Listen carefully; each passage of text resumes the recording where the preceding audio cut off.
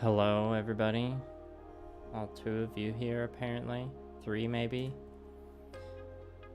Hello, Robert and the Lego Spider-Man. Just checking a couple last things here before I lower the screen.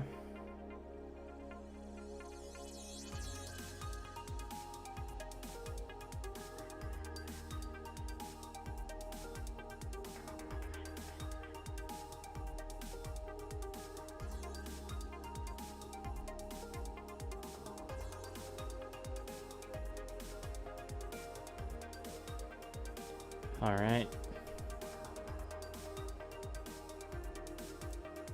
There we go.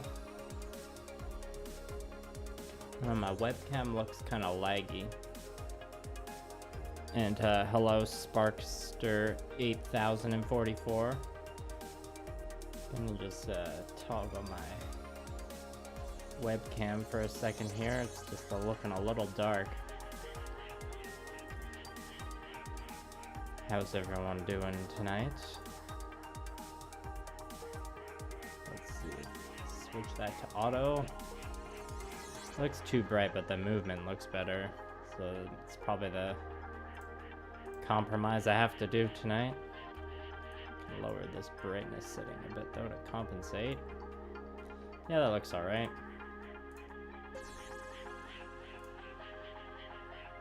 Too bad I don't have a big fancy streaming rig. And yeah, Lego Spider-Man, the next streams I do, this is probably the only stream I have time for this week, but whatever stream I end up doing next will be a Gundam one. But I gotta finish up the Men-at-Arms in this stream. And thanks for the anime TTRPG recommendation, Robert. There was a cool anime themed TTRPG I saw at UK Games Expo called Anima Tactics. Kind of play like it was theater of the mind mostly. It didn't play on a grid. So as you can see, I more or less have the pattern on the shield decided. I just need to tidy it up a bit. And I think I'm gonna get rid of the black line and just make it another white line, and that will balance out the blue that's on the body, because there's nowhere to put. I guess I could put white along the like thread on the side of the skirt, but that might look better with a different color.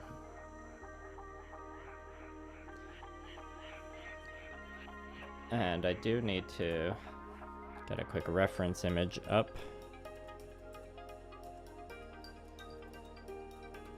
Just so I can look at that on the screen as we go.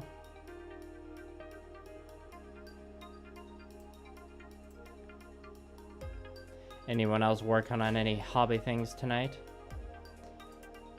Oh, and of course, let me know if there's any sound, audio or video issues. I haven't had too many of those in a while, so let me just put my hand there so the camera focuses on something and stops stuttering around. Yeah, there was just a couple areas on the Men-at-Arms helmets that I wasn't sure.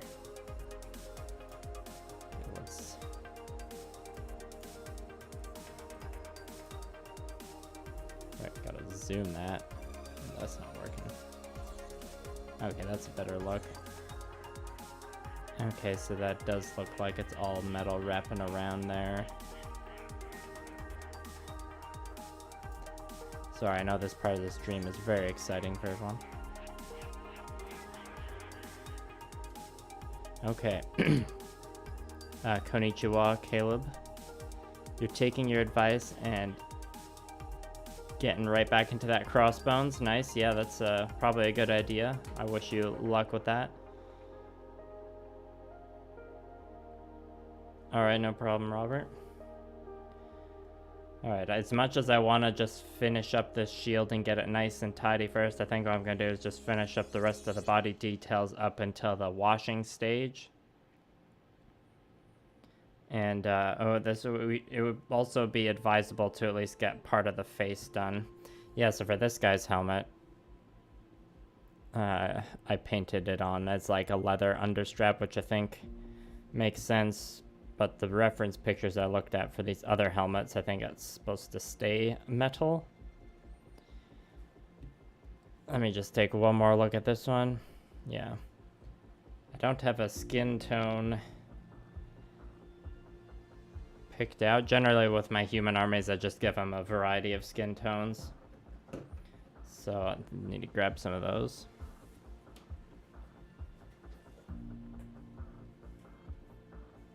Definitely we'll use this dark flesh tone here.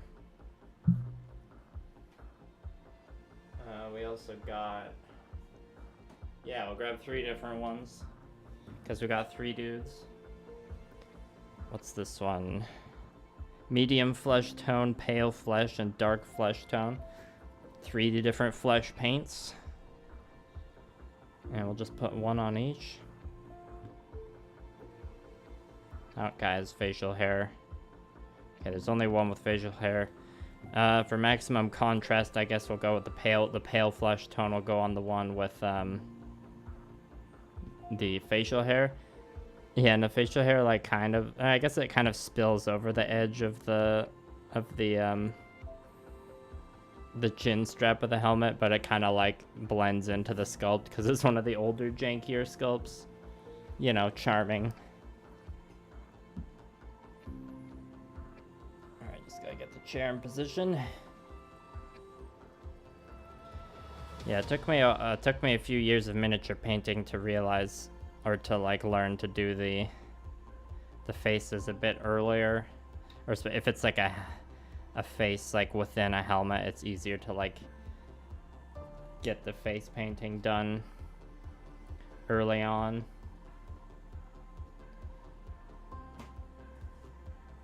And like the eyes especially, I find. I'm gonna grab some nicer brushes. Actually, I think this will be a good chance to try out some new brushes I got. I picked these up at the UK Games Expo, or they called Pro Arte. I can't remember the name of the shop that sold it. Was just like some independent shop that had a booth.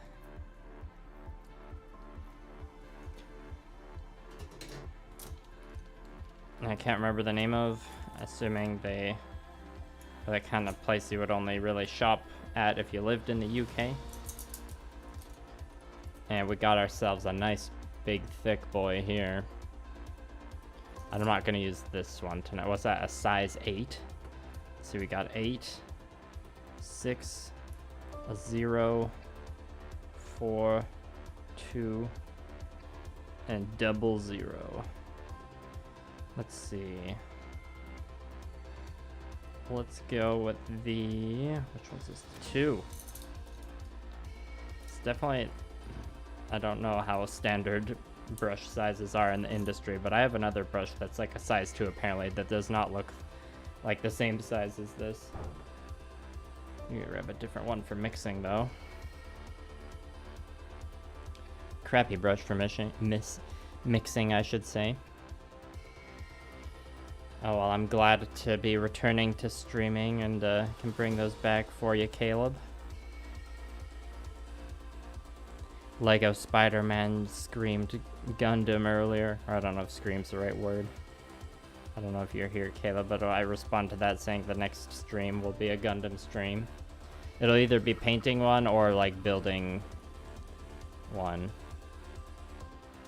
I don't know if you heard in the last stream, but someone correctly guessed what my next Gundam was gonna be. I'll be doing a Patreon post with the pictures of it tomorrow. But I'm starting to try to figure out like what I want to kit bash with it now and stuff. I need to get this brush a little wet first. It's the first time using it. What was I saying about Right, the Gundam? Probably only gonna kit bash like a couple pieces on it because I like the main model enough. I can kind of just leave it as is, but there's a couple like unbuilt Gunpla I have where I'm debating just like looting them for like one like set of parts to kit bash, and if that's the case then I'll like probably build the kit minus those parts on stream sometime. That's something I was just starting to figure out this afternoon. So the next stream will be either be, need to move this mic a bit. The next stream will either be painting, starting painting work on a Gundam, the Gundam project hopefully, or building a kit that was rated for a part.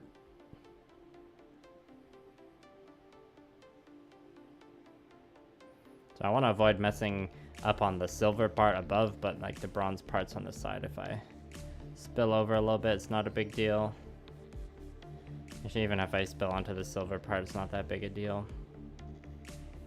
And this, I've used this pale flesh paint a few times before, and it definitely requires 2 or 3 coats to look like 2 or 3 coats before I can bother with putting the flesh wash on.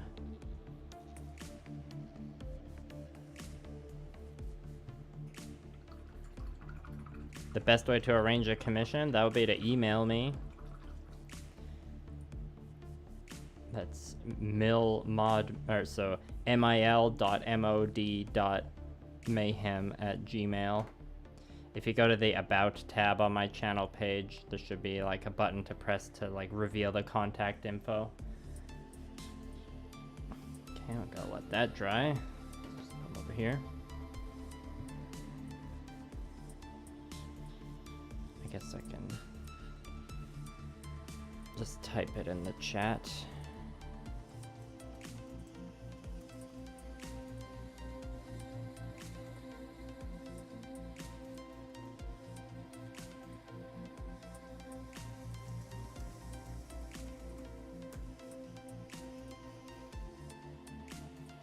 Alright. Now let's see, which one's gonna get the medium flesh tone? I suppose the medium flesh tone or the dark flesh tone could have been used as a base coat for the other one, but we're just doing basic, like, speedy painting, so that would be overthinking it. Just this one. These guys kind of have very similar looking faces. Oh, well, I look forward to hearing about the demi-barding, Caleb.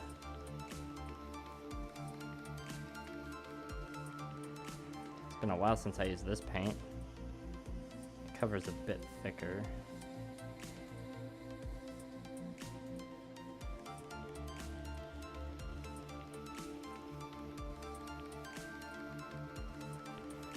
Yeah, that would look cool, Robert. I don't think I'm gonna go with that route, but I'm not saying that wouldn't look cool.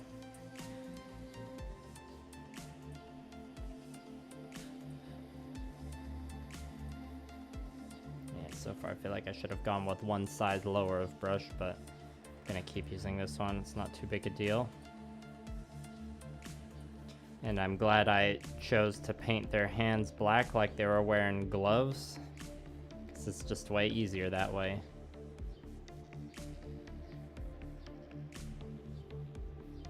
Yeah, because what I was talking about with painting the faces first, it's like, because I'm going to be doing multiple coats of the flesh tone and then a wash over top, and you can see already that some of it's like spilling onto the like neck guard of the helmet. So it's like, let's get the face just like finished and done and then clean up the area around it. And of course the face is going to get a different wash than the rest.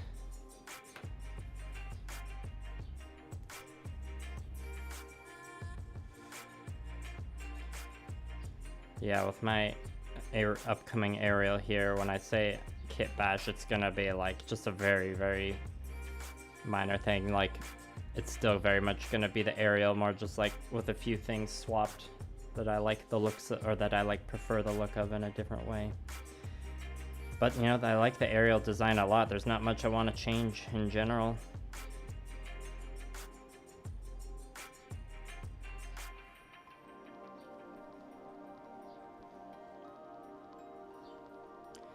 Yeah, much like how my 100 Kingdoms color scheme will have different colors across the units according to their type.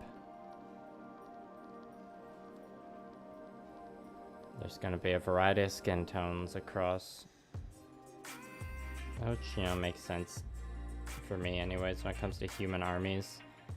You know, with my lizardman army, yeah, I'll paint them all the same blue color. When I'm painting a bunch of humans, I don't think it's, I don't know, it's just what I like to do. I don't really think I don't think it's wrong for, you know, other people to paint all of their humanoid models in their army the same skin tone. I don't have the Calibar. I don't know if the Calibarn is out yet, but it's the aerial I'm working on. I've had the model in my backlog for a while. When I first started opening the aerial and building it, though, I did think to myself that I would rather be building the Calibarn because the Calibarn looks really cool.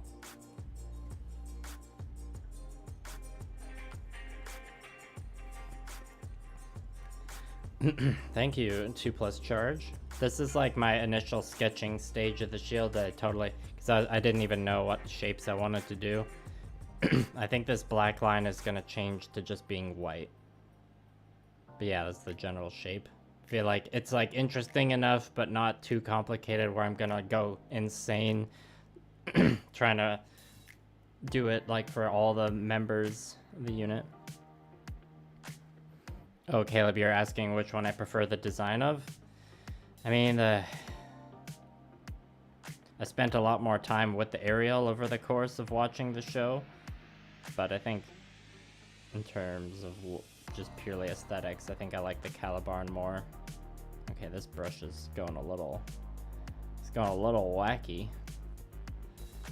Gonna have to treat it with some straightener after this stream, perhaps. We're doing our second coat of the pale flesh.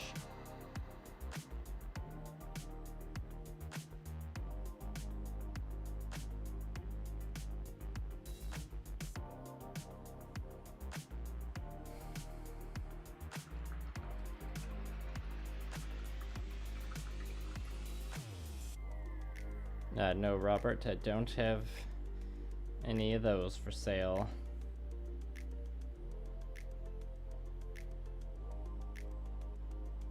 If you use Facebook, there's possibly a America or North America Gunpla, like used Gunpla trade group. I don't know the exact name of what it would be because I don't use, or I'm not in any of those groups for Gunpla.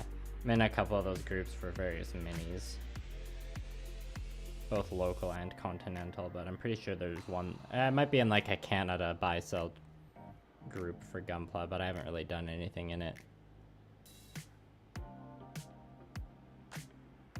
But for a high grade like that, there you might be able to find someone getting rid of one of those in one of those groups.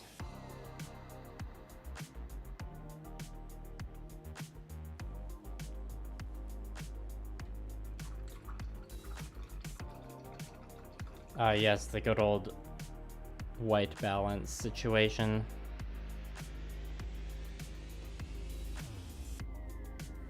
Oh, and 2+ charge, I missed your message earlier. Thank you for reassuring in my choice with the black line. Oh, and hello, Hugo. Welcome. Helicopter just flew by. My window was open, so if you're wondering what that noise was, that's what it was.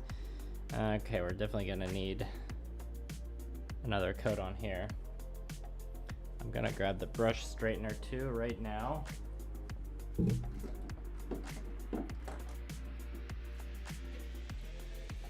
Or it's brush restorer. I can tell this brush is getting a little, it needs a quick little dunk in this. I'm gonna switch to a smaller brush now. The size down, I guess that would be this one here.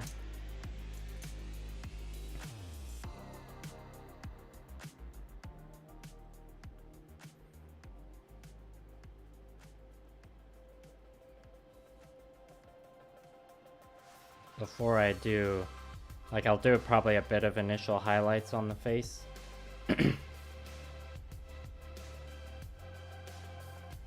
And then do the eyes and then the wash is what I'm thinking.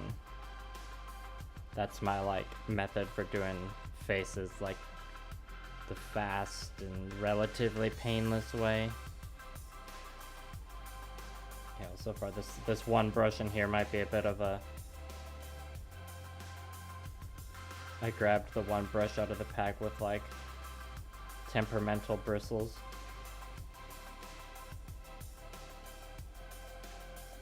We'll just slide that back in its case and give it a more extended restorer bath later. We'll see how this other one does.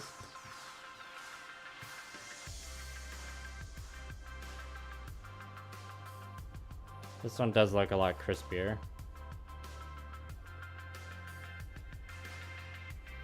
Anyways, where was I?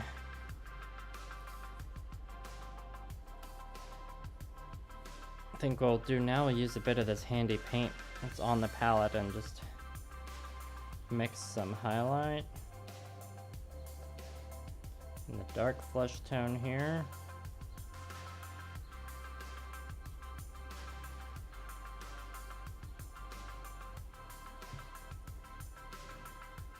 For this lad.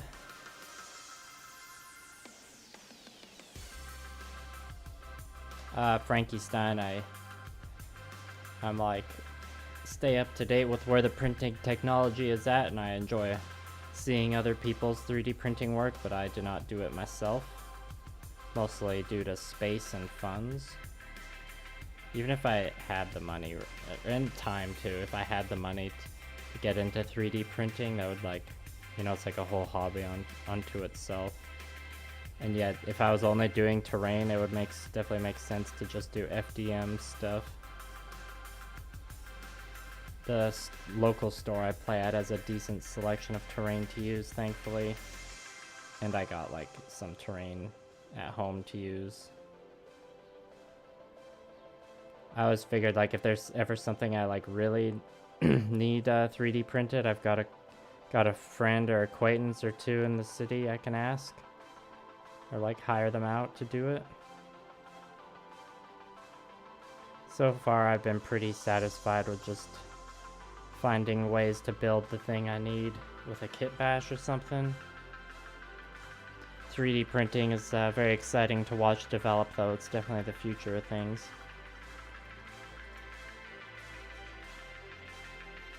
And definitely like a lot more efficient if you're doing terrain stuff. Like if you want to make a lot of terrain. Yeah, the resin stuff is pretty high effort, but the results you get, pretty good.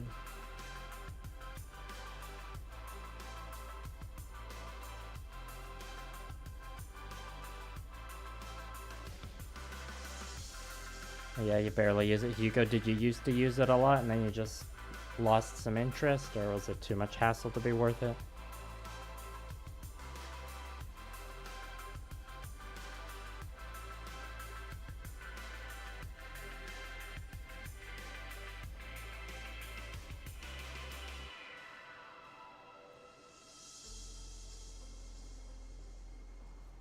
Yeah, this guy, you can barely even see his eyes on there. I don't even know if I'm like this. I could be justified in just not painting the eyes on this one. I feel like I should try, though. If I'm gonna try for the other two, I'll try for this one.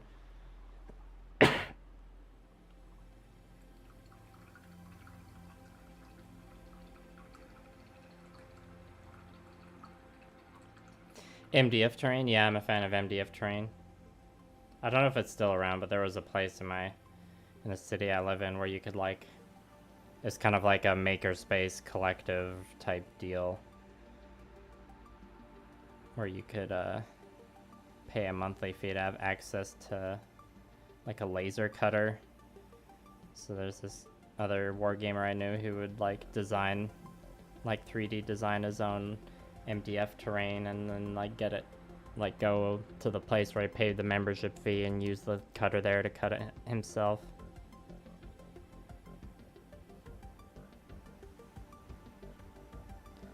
But yeah, there's like at least in my experience, hobby stores like usually have a decent variety of kits, terrain like that to make. Yeah, just only the most basic of highlights on these faces here. Oh yeah, as the Crossbones Gundam have some extra soft plastic.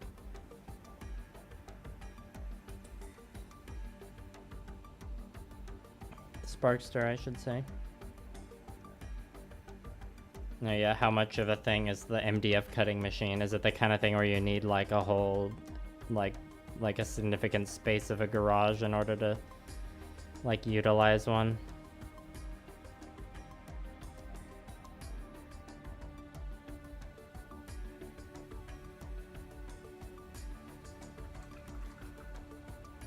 I'll probably use the dark flesh tone that's on the palette here to paint in this guy's mustache now.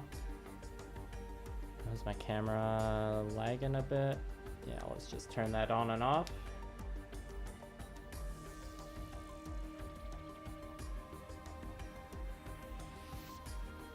Yeah, resin does, like, the resin printing is more worth it when there's like something, you know, something like a very high detailed miniature where MDF, is it MDF or FDM won't quite cut it.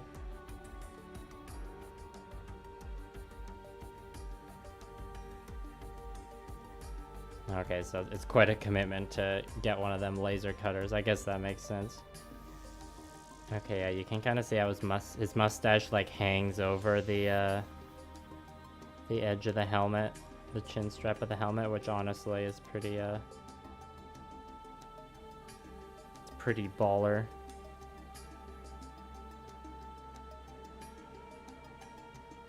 A mustache so powerful it cannot be contained by the helmet.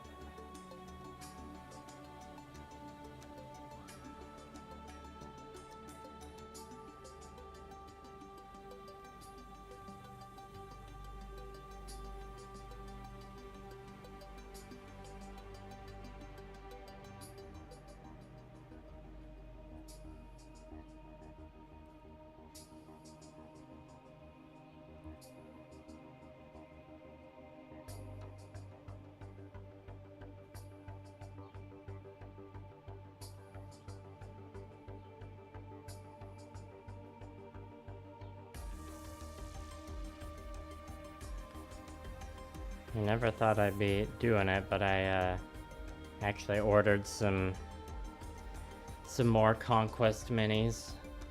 Or it's not that part that I never thought I'd be doing. I knew I'd be ordering more conquest minis, obviously, but I ordered some.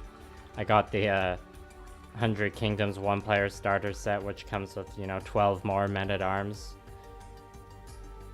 But it's just like, it was a very logical purchase to make for like expanding my 100 Kingdoms, because that gives me more men-at-arms to add to my existing units, and then more household guard to bring my minimum size of 3 to 6, more household knights, and mounted squires, which I do. The mounted squires are probably like the most useful addition for many reasons, but for the units where I already have them and they're just expanding them, it does give me a bunch of, or like a couple spare bodies from each unit that I'll be able to do more kit bashing with, which means more retinues. Because I had a great time doing those two for the video back in May. And you might have seen the post I did a couple weeks ago where I did 2 more with Steel Legion bodies, and I'm just ready to keep that going. Alright, well this brush performed better than the last one, but it's still like, it's gonna need a bit of time. I am gonna switch to a smaller one, not because this one is not performing properly, it's because I am just painting the eye now, so I just literally need a extra small one. I'll use the crappy brush to thin down the white I put on the palette. Move this down so you can see what I'm doing a bit better.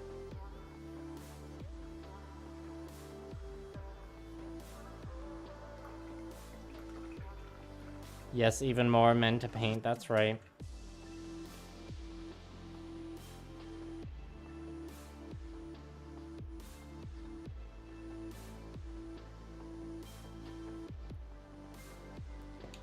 Sparkster, you talk about the give for when you're like cutting into the plastic or like cleaning mold lines and stuff.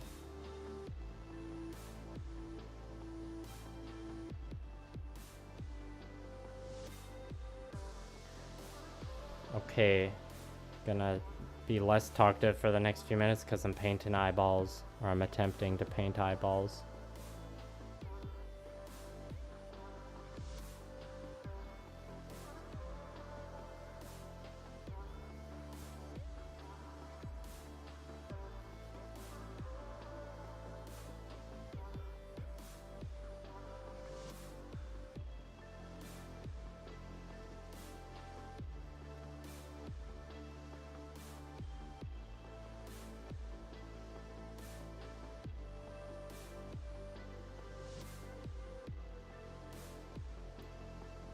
You know, I always do this before the wash because there's always a lot of correcting I need to do.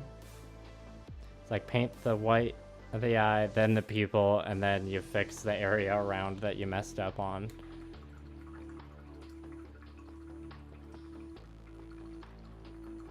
You're too stubborn to build in a new scale. Yeah, I mean, Conquest does look cool. Yeah, I mean, something about, like, when you got, I mean, Conquest First Blood is great, love it, but I prefer Last Argument of Kings with the big, I like to say I like the big spectacle, the rectangles of the units of troops. And like any rank and flank game is going to be a pretty cool spectacle to behold on the tabletop. But when the minis are like 38mm scale instead of 28 or 30, it's even more of a spectacle. But I mean, I do get the people who like have a gripe with the scale being larger and how it's like different from all the other games they might have. Totally get that. Working on minis that are this scale is definitely a different experience too, which I like. See, we've lost a lot of a bit of a point here. I think the paint is a little too thin.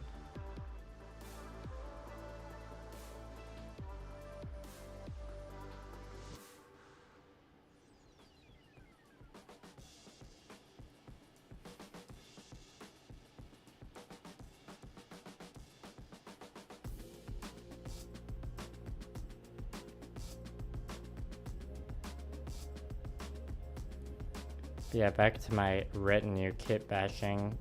The 4 I've got now are all great. Love them. Problem is, don't have any retinue holding banners. Like, there's some proxies I can use to rectify that. But, you know, eventually I'm gonna want dedicated retinue banners. And, like, for my men-at-arms, for example, I've got 24 of them, and I've built 2 command groups with those already for 2 units. So when I get like the 3rd unit with this starter set I bought, I don't want to field 3 units. So that unused banner piece, I'll be able to use that in a kit bash for a tactical retinue member.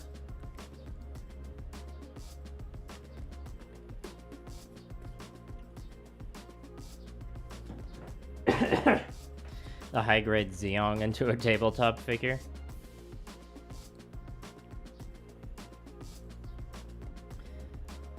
I mean, I'm sure, or there's probably stats for it in Mobile Suit Skirmish. That's a tabletop game. That's like that's a tabletop game for, like, Gamma Wolves is like good tabletop game, obviously, if you want to use Gunpla and like have your own custom mechs, or like Mobile Suit Skirmish is more suited for like if you wanna, I wanna like recreate a battle from the 1 year war with my Gunpla models, and like I want the goof to have the stats of the goof. Sorry, I bumped the mic there.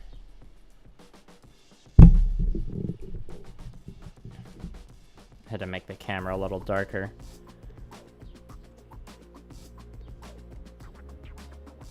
Yeah, okay, so these brushes are so far a little mediocre in terms of like holding a great tip. But I mostly, to be honest, I mostly bought the pack for this like big boy because it'll be good for painting the like the large surfaces or just getting like a lot of bulk like large edge highlighting done. We'll be taking those for a spin on the Gunpla video coming up.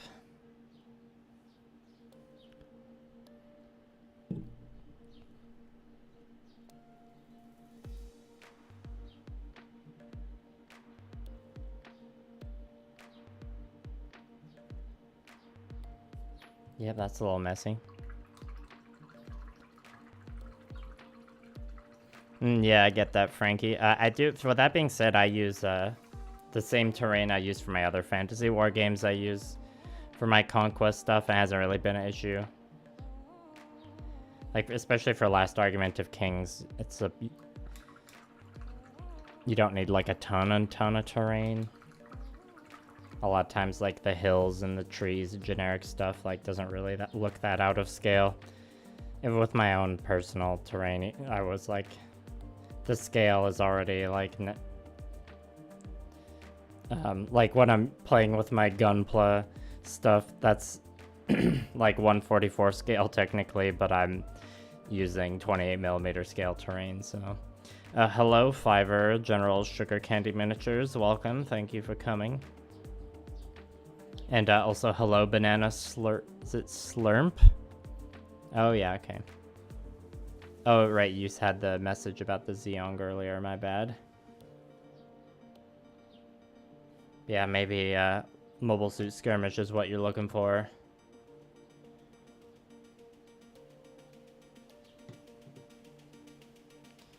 Okay, well, let's get the black and attempt to do some pupils. I don't know if this brush will cut it. I don't know if it'll be a good eye dotting brush. The only other option, this one's like also not a great brush, but I think it'll do for some eye dotting. And we're just gonna give this one a bit of restore as well.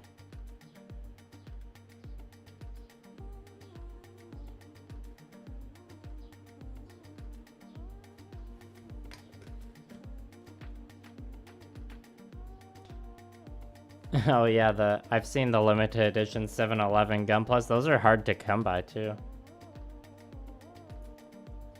Was the guy really like flexing his 711 Gundams hard? Because I'd say it's like, it is definitely a flex having them. Yeah, lots of trees are out of scale. Yeah. Terrain is all like... Terrain is always just like whatever. I mean, for me, it's always afterthought because so much energy has to go into the models themselves and like playing the game properly, or you know, like as properly as you want to. Then when it comes to the terrain, I'm like, I just want it to look decent.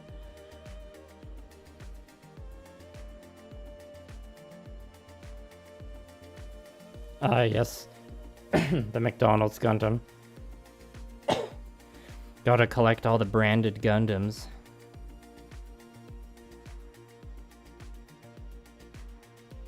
I think there's like multiple, okay, that paint just dried up on the tip. There's like multiple 711 Gundams that have come out over the years.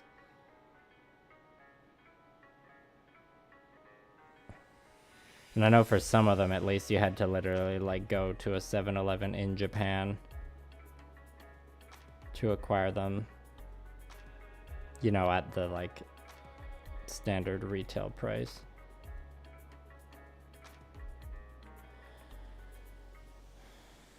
Oh, these eyes look bad. That's why we're gonna rely on the wash to tidy them up.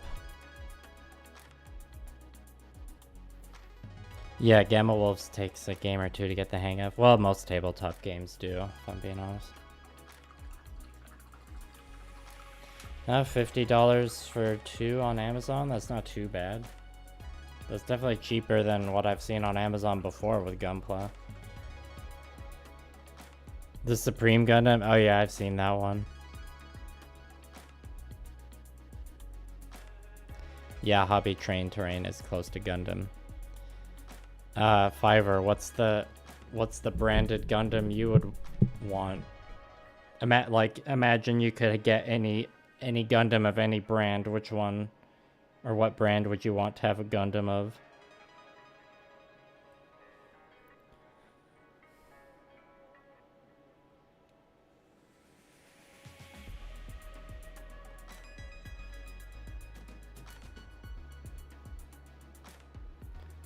One that just came to mind because of the meme, but not because I'm a huge fan of the brand or anything, would be a Flamin' Hot Cheetos Gundam or Mountain Dew Gundam.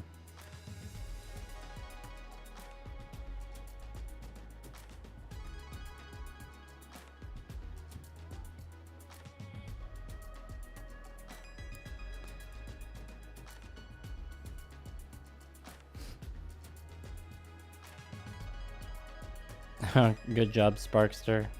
Glad you made it through that tough chest section. Yeah, Franky, what are your thoughts on like the energy weapons in Gamma Wolves? Because I found they were a little underpowered. Like, I get how they were balanced. That makes sense to me. I found just like the ballistic shield bash attack is like stronger than an energy weapon attack, just because there's more chance for the dice to be explodey. Like, if I was playing a lot more Gamels regularly, if I was doing a campaign, I might homebrew some of that stuff. A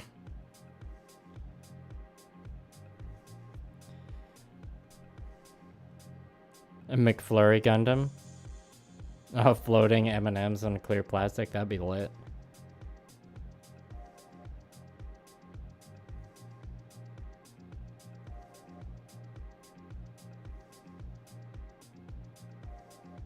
Yeah, this face sculpt isn't the most well-defined. It's hard to tell where the eyes are.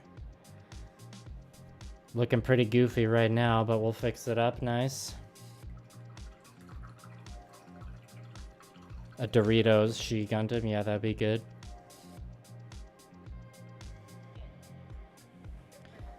Yeah, and Banana, even if you don't play that many games of Gamma Wolves, it's still like a pretty solid investment. Like, I think it's like $30-ish, 30 Canadian for one book, and that's the whole game. Even if you just like build some suit loadouts for fun and read through it, you can get like some solid entertainment value. But you know, obviously if you get the chance to play the game, that is also fun. Can confirm. Sorry, I'm a little phlegmy tonight. Okay, now we need to clean up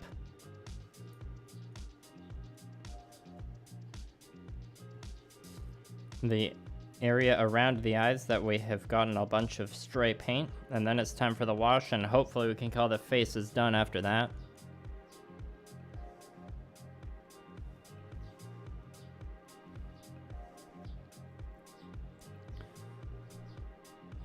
The Gundam with the nails, I believe you're thinking of the Gogg.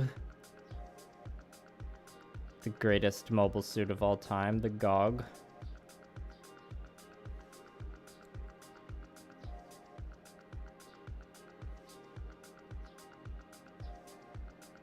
There's like a few different Gundams out there that have fancy nails. But the Gogg is the one that me and Blue Parappa customized for the like nail art video. And perhaps has the most iconic nails.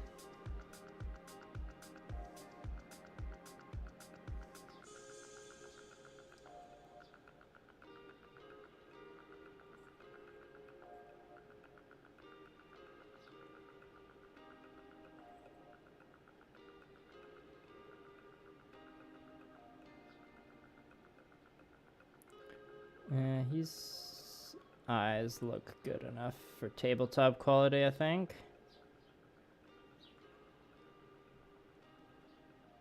It's debatable whether we even need to apply a wash to this guy's face.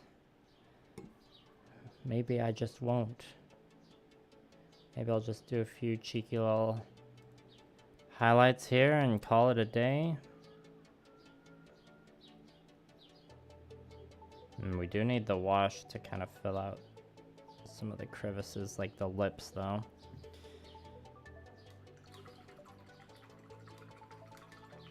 Yeah, the high Gogg also has nails. McFlurry Gogg. I mean, just that name alone sounds great. Yeah, the high Gogg is like the Gogg, but more like elongated shoulders and body, and like really, really long, like tentacle arms, kind of. Blue Parappa has a high Gogg in her back. High Gogg in the backlog. That's a fun phrase. She hasn't built it yet, though. Right now, she's working on the Dom, who is also a good boy. Yeah, I don't think, well, neither of my Gamma Wolf squads use the lightweight ones, but I do have some, like, models in my collection that I kind of have the intention of, like, one day I'll try them out as, like, light frames and Gamma Wolves.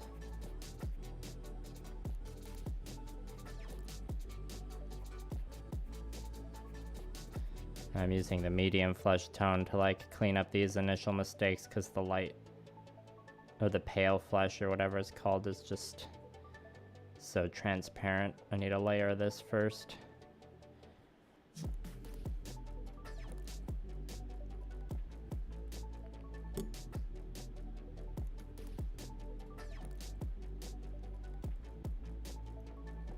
Oh boy, I can't wait to paint like, what was this, 3? So 21 more faces.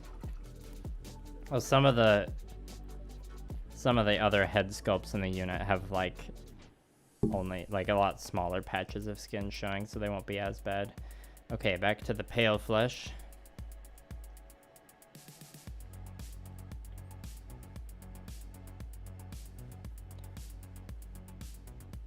Yeah, his new game is, are you talking about Steel Rift? Steel Rift, it's like Epic 40K scale, or like something close to there, like 15mm perhaps. I think Epic 40K is 6mm actually, but I think Steel Legion is 15mm. And that one he like has, I think he wrote it as an agnostic game, but he also like has resin models that he's selling with it in like starter packs. Unless you're talking about a different game that he has announced that I don't know about yet. In which case, exciting. I picked up a volume of the indie game magazine Blaster at UK Games Expo, and it has a Gamma Wolves Ronin expansion or something in it. I haven't read it yet.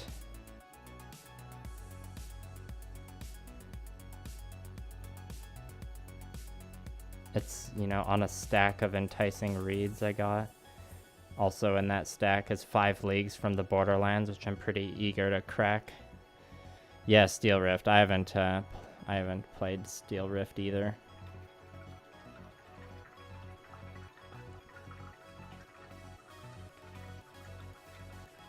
What's P2P, Banana? Yeah, Battletech. Yeah, and Battletech's had a lot of people, or like I've seen Battletech pop up a lot this year. Okay, definitely still need to do this face. Hello, Cyber Scorpio. Thanks for stopping by. How you doing?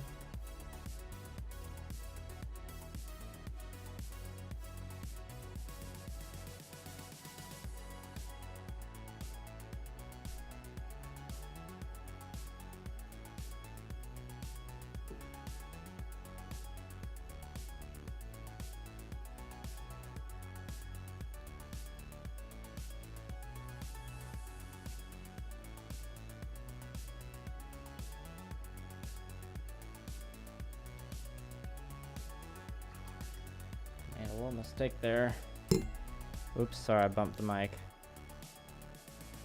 Or I tapped the mic with the brush.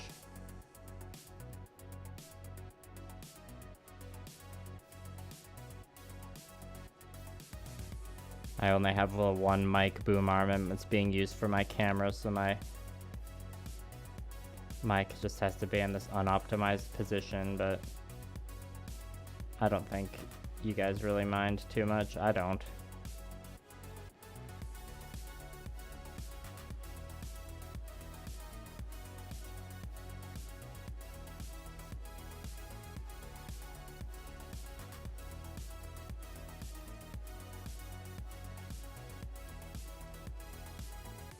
Alright, I don't think anyone looks too cross-eyed, so that's good. Let's just give this face a little highlight. And then we'll grab, I'll probably just use Army Painter Strong Tone for all of them. Actually, no, I should probably grab, I think I have a Reichland Flesh Shade. That's probably more appropriate. Actual flesh wash.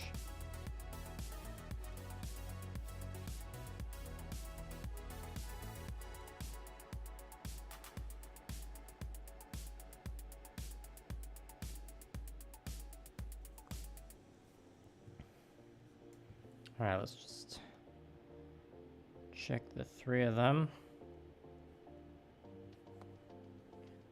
Give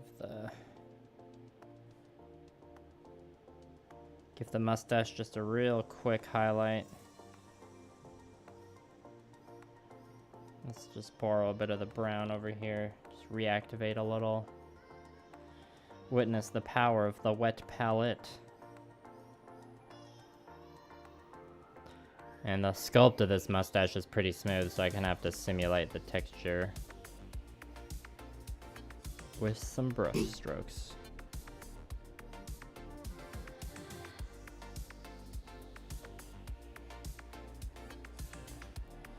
I don't know if that's not quite the color I want.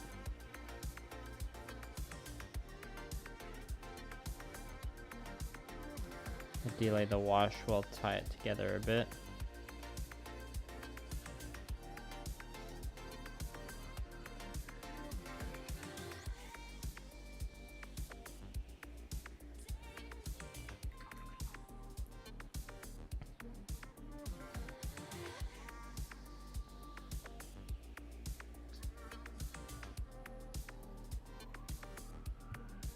You're beating the heat. Ah, Warframe.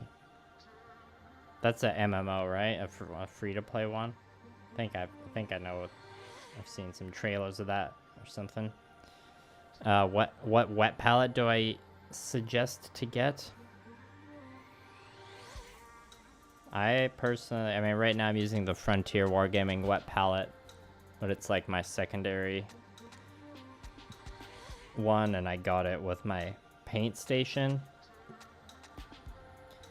For recommendations, I like the Army Painter wet palette. It's pretty good. The sponge on it is a little different than what I was used to, or like it took some getting used to get like the hydration levels right. But once I got the hang of it, it was pretty great.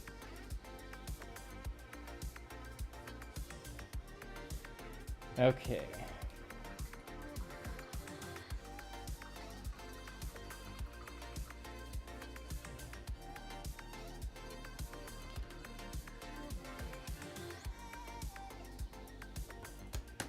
I'm gonna use Army Painter Strong Tone on the one with the darkest skin, I think. Oh, it's a PvP game.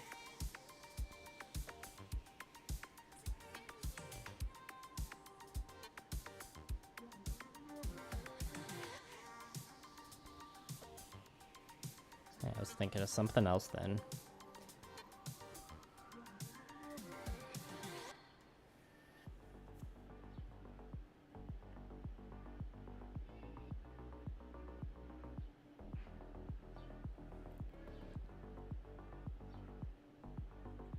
As you can see, I was testing out some orange and green paints on my palette there. So yeah, when I'm washing the faces, it's a lot of, like I will slop it on there at the beginning, but I do quickly go into sponge up the wash that's around the eyes, because I don't want the whites of the eyes to get stained much. If I was going for like display quality painting, I wouldn't do this because I wouldn't want the eyes to get stained by the wash at all. But for this tabletop level painting, it's just the speedy way I like to do it. And yeah, not much of this guy's face is invisible, so that's definitely I can call that, well, we'll see what it looks like when it dries, but I'm gonna call that face done for tabletop quality purposes. Okay, someone says it's PvP, someone says it isn't. Interesting.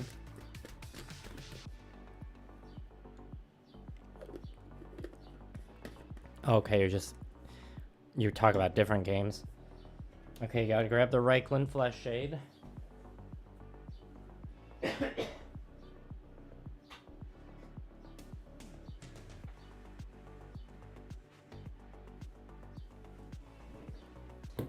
I also have this P3 Flesh Wash, but it's got a pretty red color to it.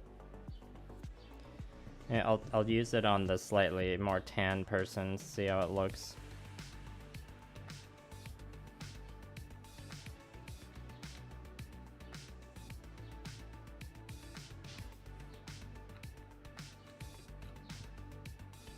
Oh, you're talking about GBO2. I know that one.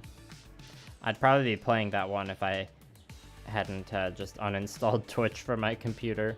I couldn't trust myself to be productive enough if it was on there, you know. I'm just too weak to Total War, Warhammer, you know, and other games.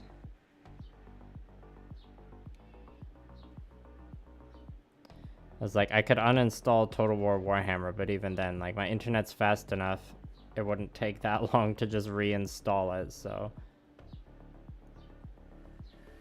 It's like I had to add another layer into the equation of like, okay, if I really want to play it, I have to like reinstall Steam on the computer. Is that enough of a deterrent? So far, yes, but you know, my productivity's only gone up a little bit because it wasn't just the video games. Like, removing video games from the equation didn't automatically make me super productive or anything. Not that I expected it to.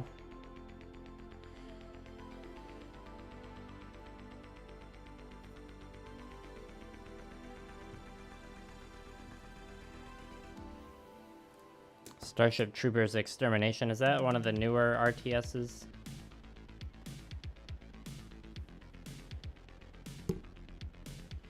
I think I watched a video game YouTuber talk about that in, you know, a video where they're talking about upcoming strategy games they were interested in. I'm sure they made a solid pun joke of, would you like to know more? So yeah, my strategy here is like pool a bunch of wash onto the face and then dab it away from the areas like the eyes where you want to actually see the detail I painted in there. And some of these spots it's kind of like I covered up too much of the whites.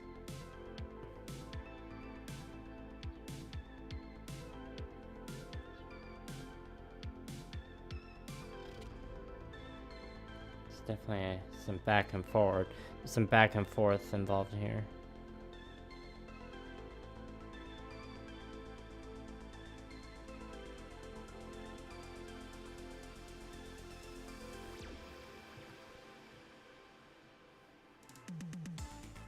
Oh, it's an FPS. Interesting. I didn't know there was a Starship Troopers FPS. Is that a newer one or?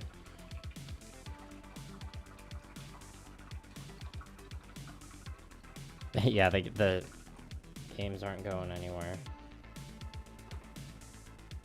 At least not on Steam.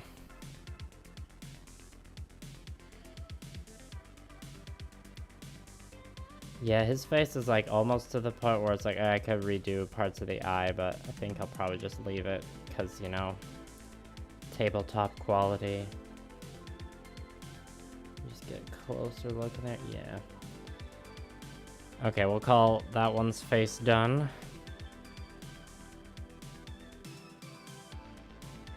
This one, I think it needs a little bit of skin highlighting still. Would that mean this one could also use that? No, just a tiny bit.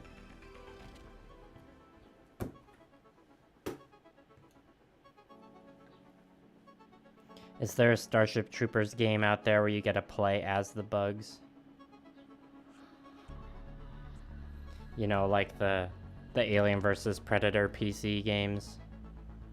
Where there's like a Marine campaign, a Predator campaign, and an Alien one?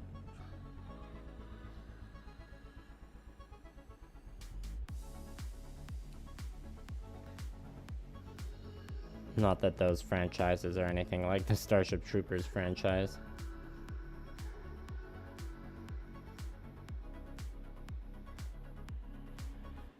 Yeah, I think I'll call his face done.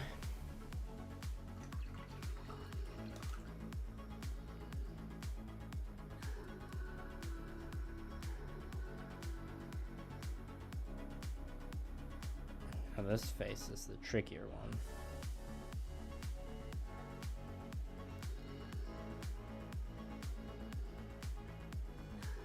Natural Selection. I'm assuming that's also a video game.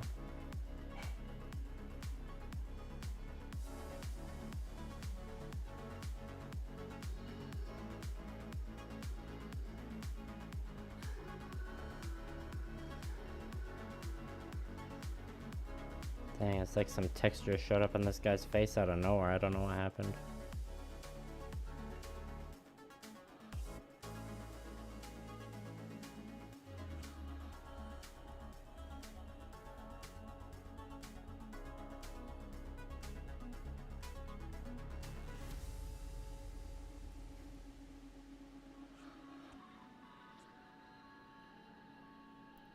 We're in improvising mode now.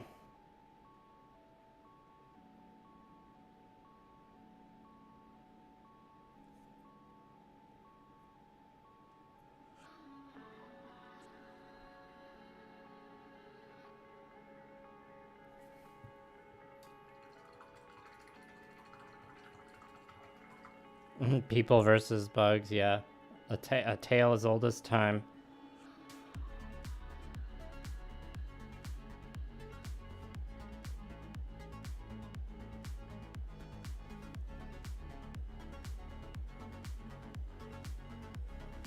Did you know there was like an 80s anime OVA adaptation of Starship Troopers?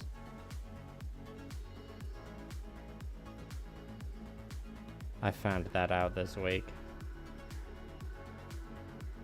It is, you know, very different from the Paul Verhoeven film.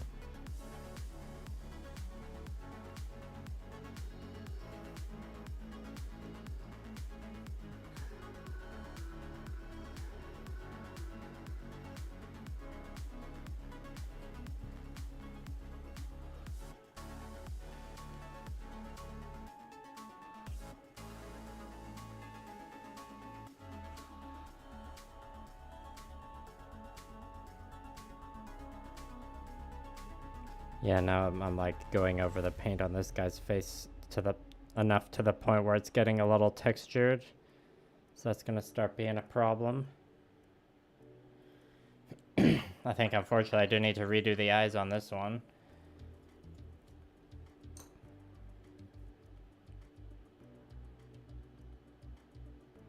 Of course, the one with the palest skin gives me the hardest time.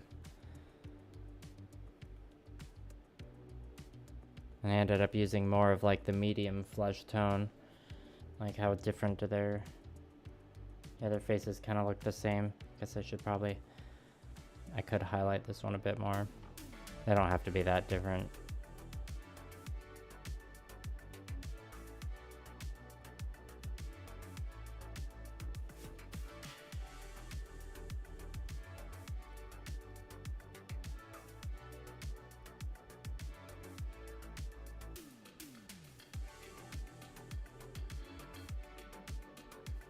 Okay, with two tiny black dots.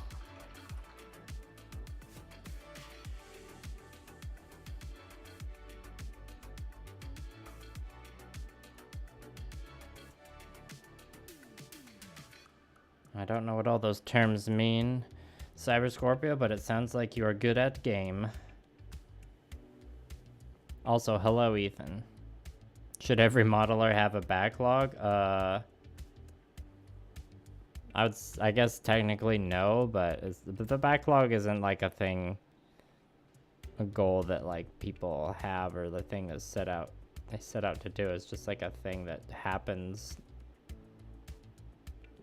You know, if you're into the hobby, you like to go shopping, and then, you know, impulse purchases are easy to make because you're like, oh, that looks cool, I could customize it in this way.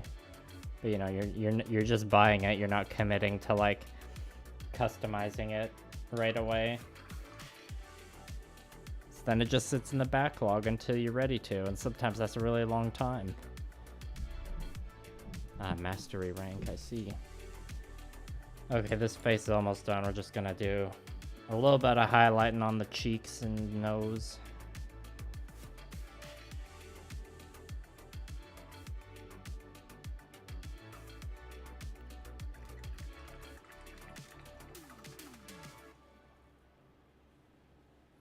I think because it's an 80s OVA, it has some city pop, so...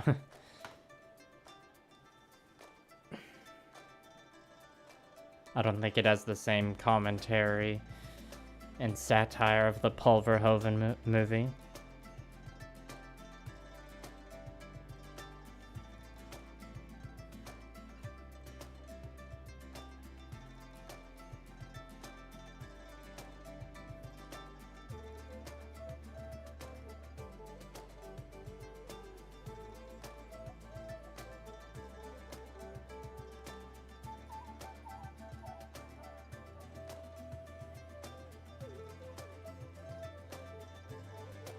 Yeah, probably just do a few highlights here, and then we'll call all the faces done, because if I put too much time and care into the faces of this unit of foot soldiers, they'll never get the army done. Probably said this last stream, but I'd be justified in not painting the eyes even. I'd say it's totally valid if someone's doing army painting where they just like put a base coat of flesh paint on and then wash it and call it done.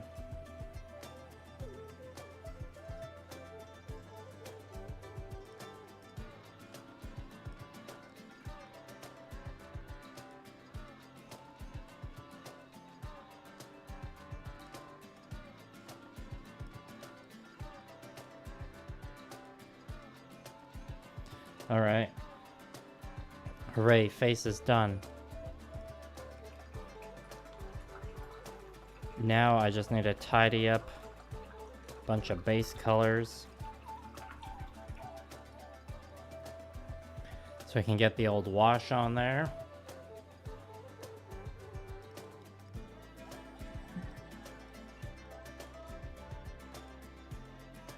And I'll probably save the metallic for last.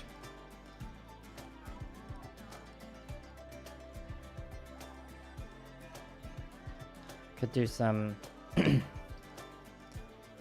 initial brown highlights. I think it'll pop more if I do it after the wash, so I'll save that. I have some black on the palette that's good to go, so I'll clean up the black.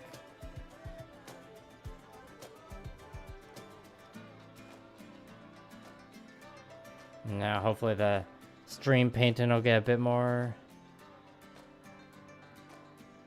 exciting, because I'm not just tediously painting tiny face details.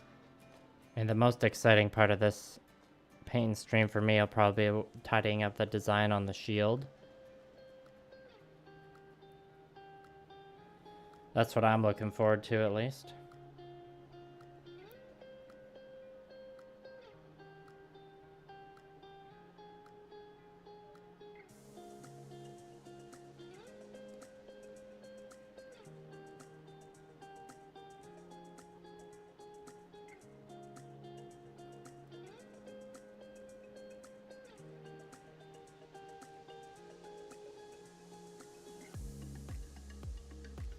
I should be checking the base rim for mistakes as well. Yeah, there's a couple spots. If I was using a kind of painting handle that like grabs the edge of the base, I would obviously be saving the base rim cleanup for the very, very end.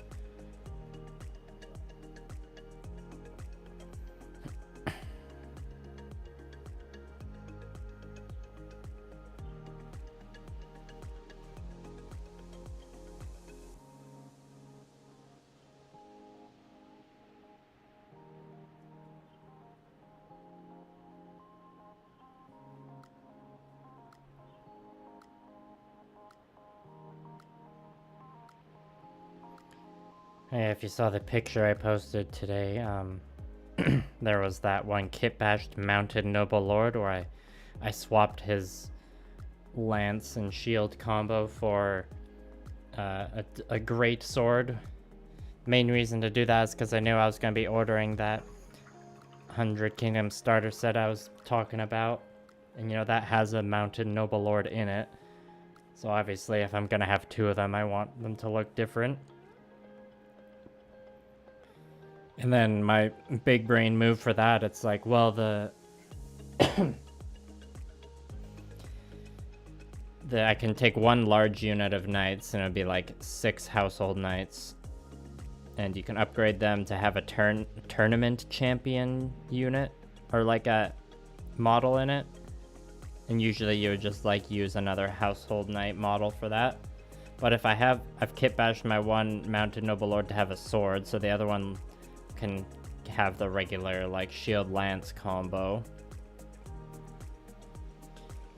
like built out of box, and then that is like matches the shield and lance combo the other night, so I can just use that other mounted noble lord model as a tournament champion proxy, and then I don't have redundant models in my army, or there isn't like a model I can't include in my army because of redundancy. I suppose I could field an army with 2 mounted noble lord warlords, but I feel like that would only be worth it if I was doing like a maximum like all horsey list, and I don't have that many horsies.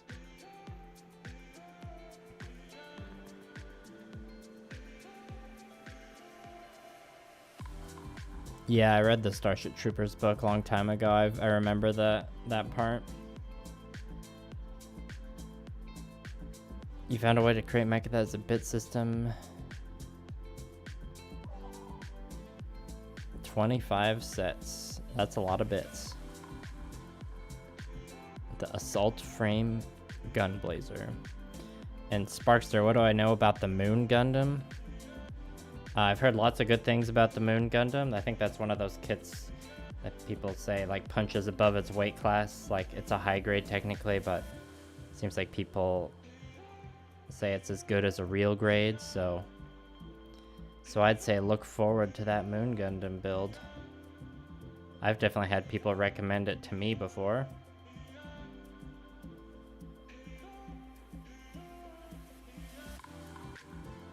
Okay, is there any more black to do? Not really. Well, while we got this black on the palette, I'm going to mix in a wee bit of field blue, which is like a blue-gray color, just for a quick, really basic highlight. Oh, this paint's separating. Okay, that's good. I mean, that's fine. Now, it wasn't completely separated. We need the mixing brush.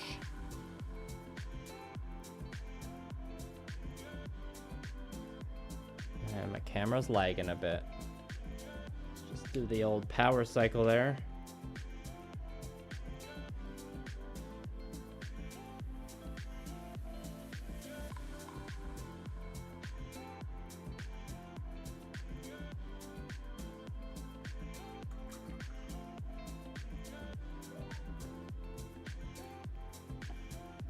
And this highlight's basically just for the gloves and boots, and that's it.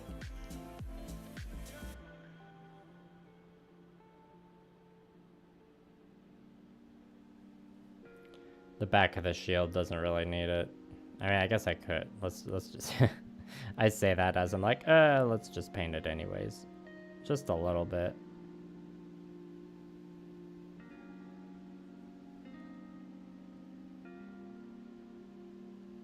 Is this what's happening to me? All this Gundam painting has made me like... It made it harder for me to make myself do tabletop quality fast painting. I'm just doing unnecessary freehand on the shields and stuff. I mean, that's partly the latest Gundam project's influence, but that's also influence from Fiverr. Sugar Candy Miniatures.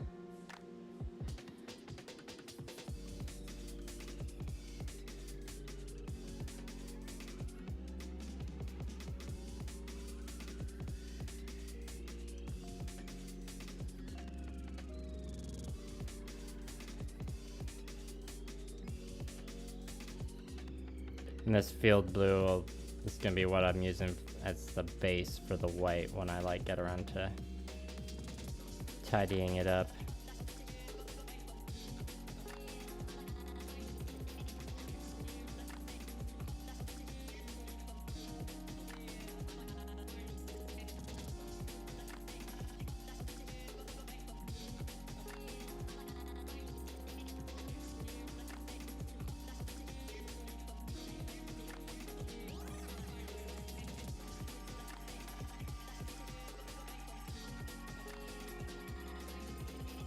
Alright, black on that one's done.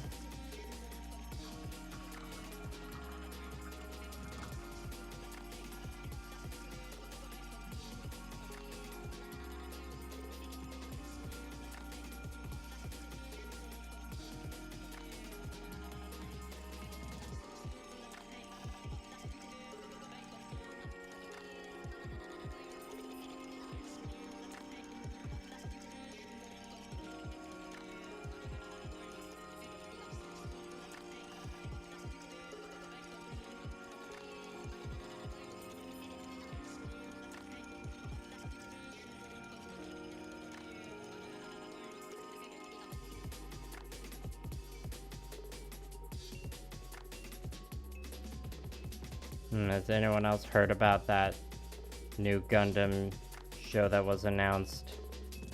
It's like, it's not, I don't think it's being done by Sunrise. It's like a show that's gonna be animated in Unreal Engine. It's like set during the 1 Year War, or it's like an alternate take on it or something with some funky designs. I didn't look much into it, but I saw like some people posting about it while Anime Expo was happening.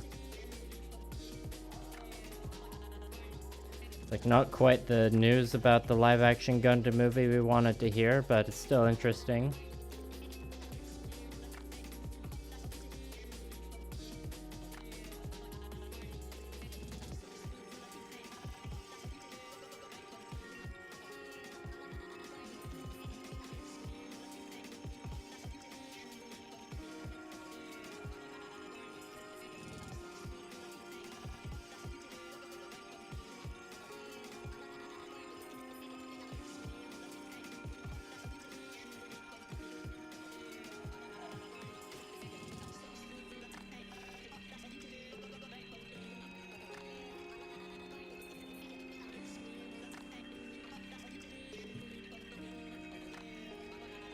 Requiem? Yeah, that sounds familiar.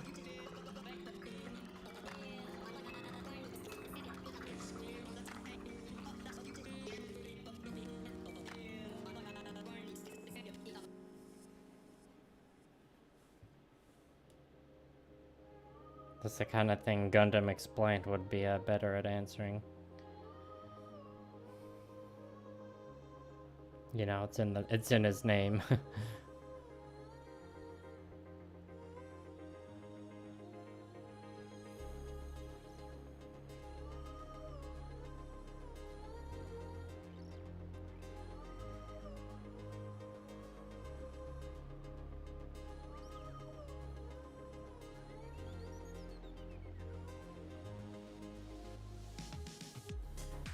One little hiccup I realized, or maybe not hiccup isn't the right word, one just like hindrance I realized with the color scheme for my 100 Kingdoms, how I explained it to you all with like the Steel Legion I painted already. They're a heavy unit, so they get purple.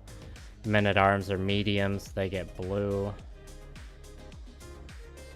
My Rangers and my Mounted Squires, when I have them, light units, they'll be green. I guess the crossbowmen are light as well.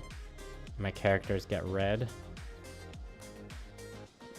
But I realized the only heavy unit I have is the Steel Legion, so I'm only gonna have one unit with the purple vibes. But at the same time, there's all, I think, well, I'm pretty sure Order of the Ash and Dawn are heavy. That makes sense. I don't know what other, or Gilded Legion, the spear unit, they're a heavy unit, but you know, I assemble mine as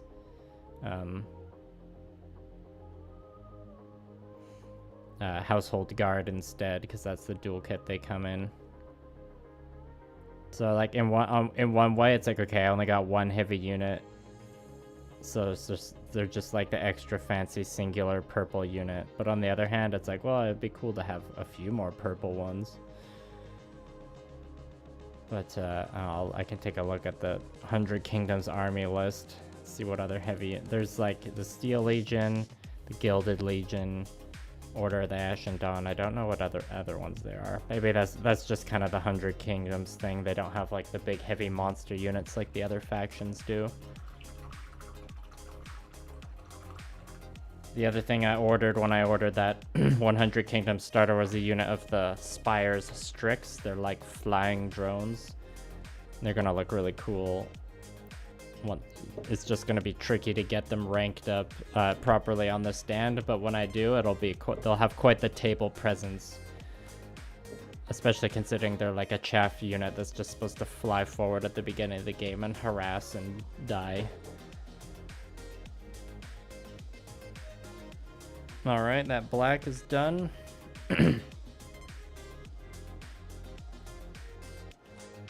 Think we just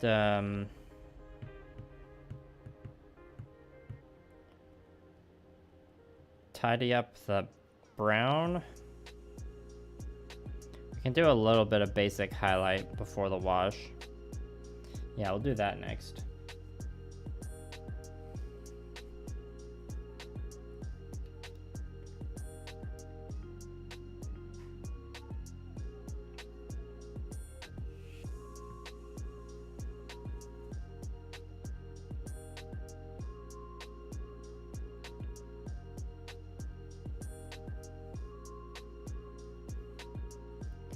If I'm going for speed, I suppose it makes sense to just do the highlight before the wash and then call it done after the wash.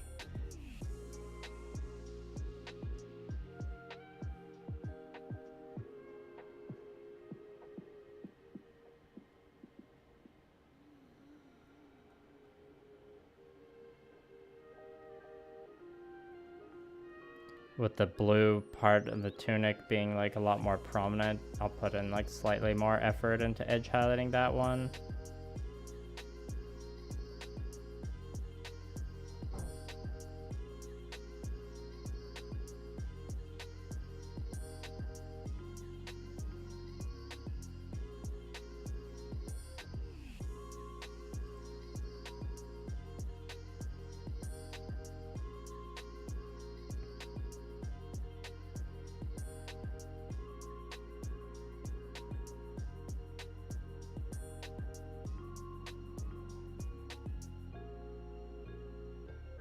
Feeling pretty confident in my ability to finish these by the end of by the time I run out of streaming energy tonight.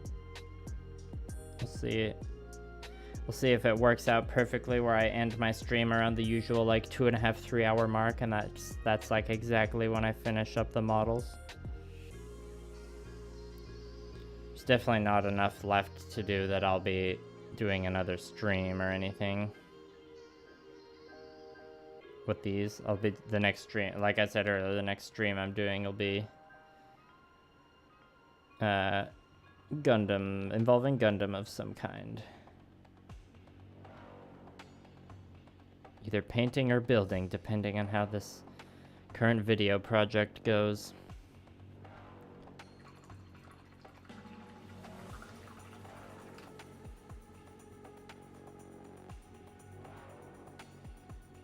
Is Warframe a free-to-play game?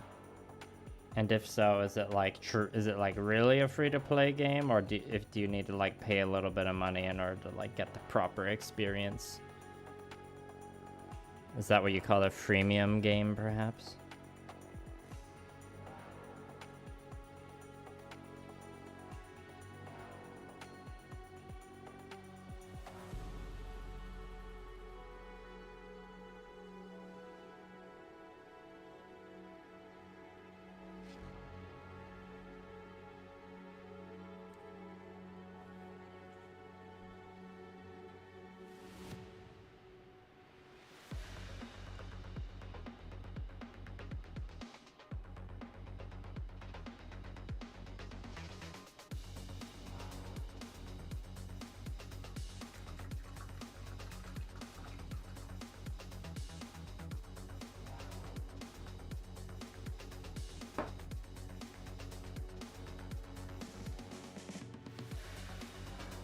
Yes and yes. Okay, gotcha.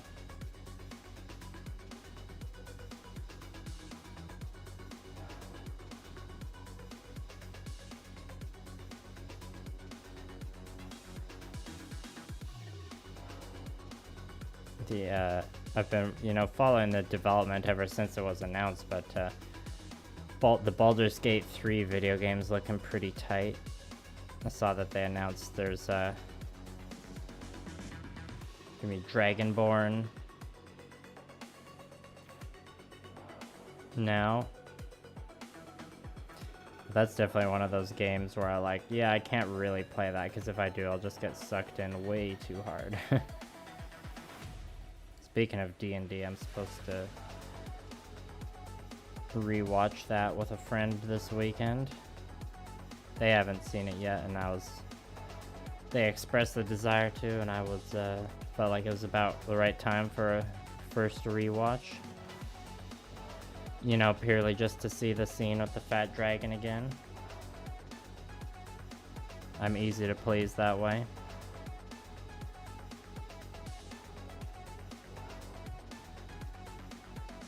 Alright, now let's grab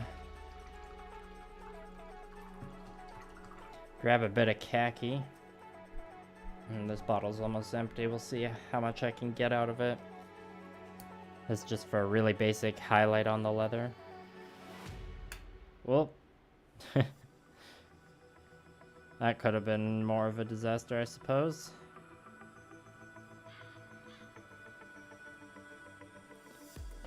I've had worse explosions across the wet palette.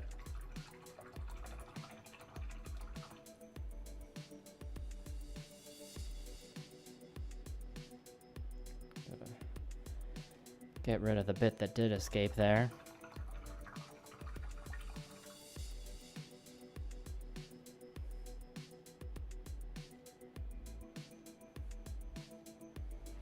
Mixing brush.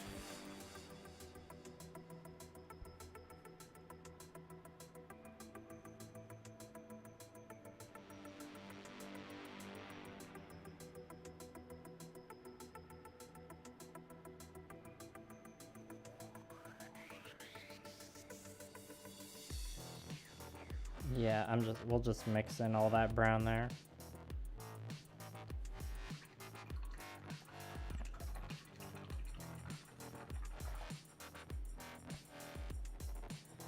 Yeah, Baldur's Gate 3, it's one of those games where it's been like open beta or I guess early access, you call it, for so long.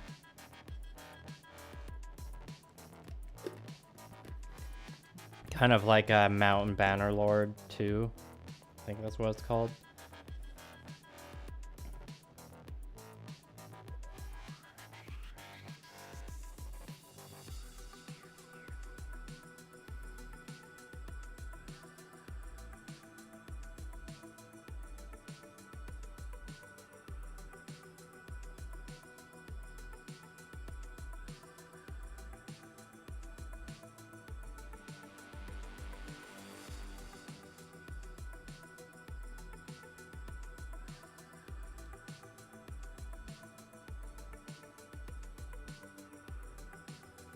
And yeah, we're just doing some real basic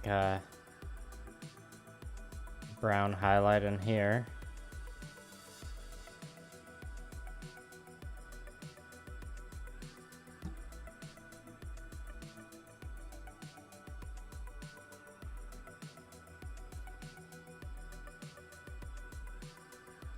Before the wash. That's how I tend to do the highlights all the time if I'm batch painting infantry and stuff like that. Because I mean, in terms of painting tabletop quality, this step can definitely be considered optional.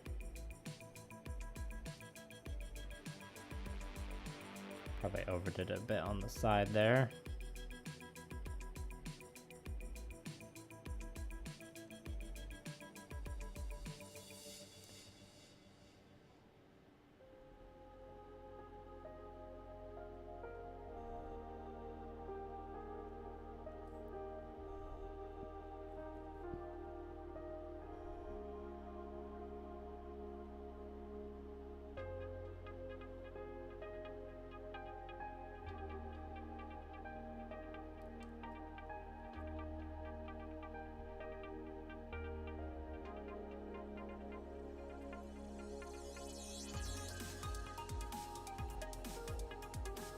Might have been able to see there I got a bit too, or I put a bit too much paint on the model. I just quickly rubbed it off with my finger. Sometimes that's a useful technique to have. Just gotta be okay with getting, oh, I feel like most painters are okay with getting some paint on their hands. You know, if someone's like, sees all the paint on your hands, then you can just be like, oh, well, so they can see how hard I've been working getting my painting done.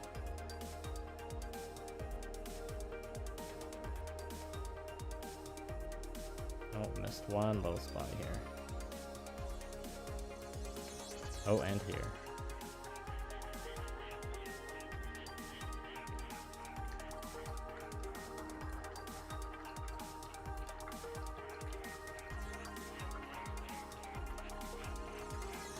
Yeah, Mountain Blade is another one of those games. I mean, I have the first one. I haven't played it much, though. It was like, with Mountain Blade 2, it was like, okay, I probably shouldn't get that one because I'll get sucked into it too hard. It seems like the modding scene is pretty legit for that game, too.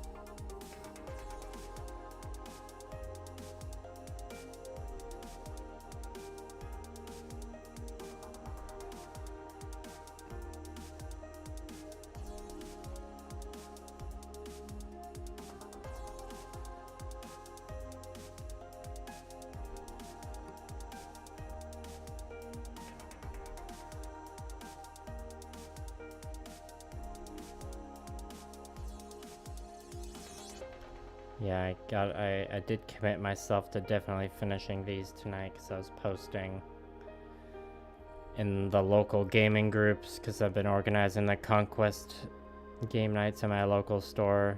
I was telling them, I'm like, excited for tomorrow. I'm gonna have a whole, like, 3 new minis painted.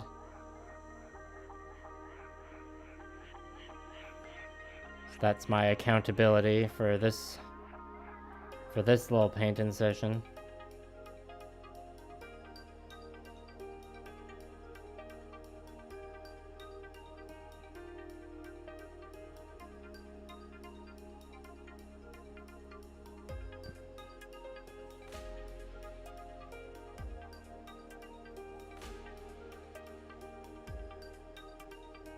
It's only ever the second weekly meetup ever for these events I'm organizing.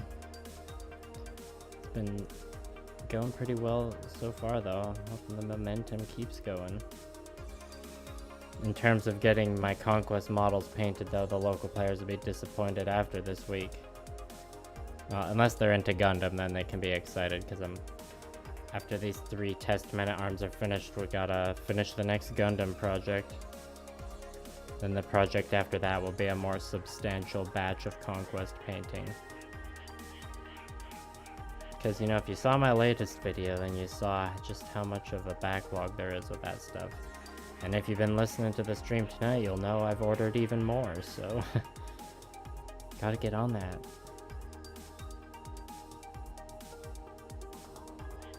Okay, did that? Yeah, we did this one. Okay, last leather on this one.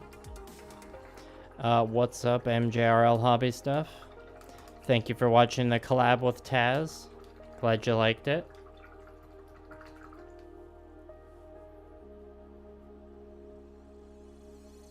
It was a nice chance to talk hand painting with him. Bit of water made its way onto the palette there, which I didn't want, so just gotta mix that in. Oh, you're doing hand painting on a high-grade clear Zarguil. I don't know that suit off the top of my head. Are you're it's a clear color one? What are you painting on it then? Is there like non-clear parts of it that you are painting, or are you painting on top of the clear parts? I have some clear kits that I've been, you know, I've had like an idea on the endless list of video ideas to like, you know, do a custom Gunpla video working with clear kits. It just hasn't been a good time to do it, or I haven't like been particularly motivated to do that one yet. Anyways,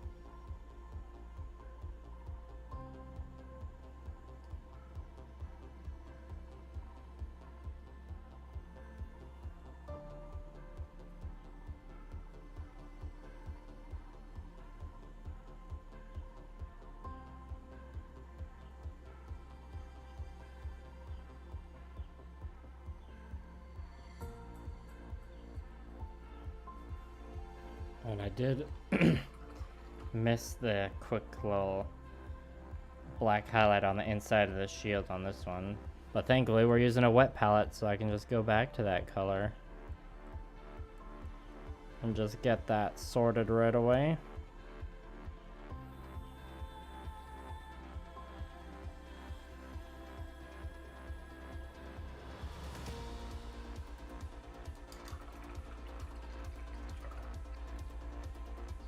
Right, now I'm gonna quickly do the, let's see, I think it makes sense. Yeah, I'll quickly do the stitching on the side of the tunic. I guess I'll grab the pale sand. Good old pale sand.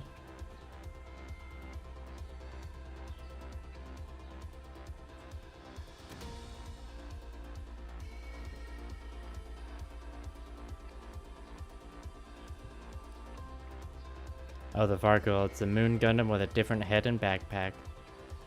The non-clear section's cool, gotcha.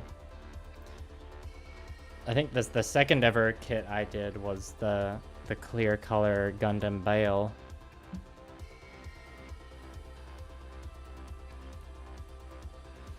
Oh yeah, Warframe's the game with the parkour, I know that one.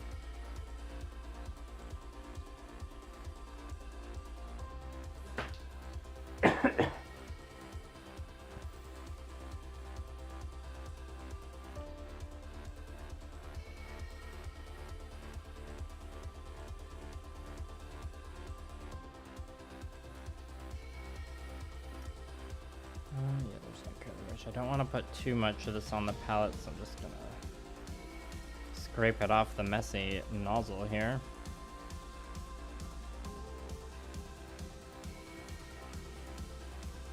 Let's put it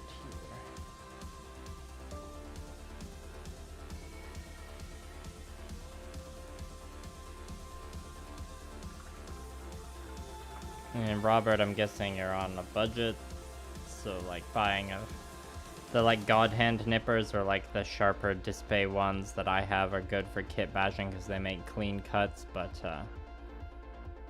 they're a little pricey.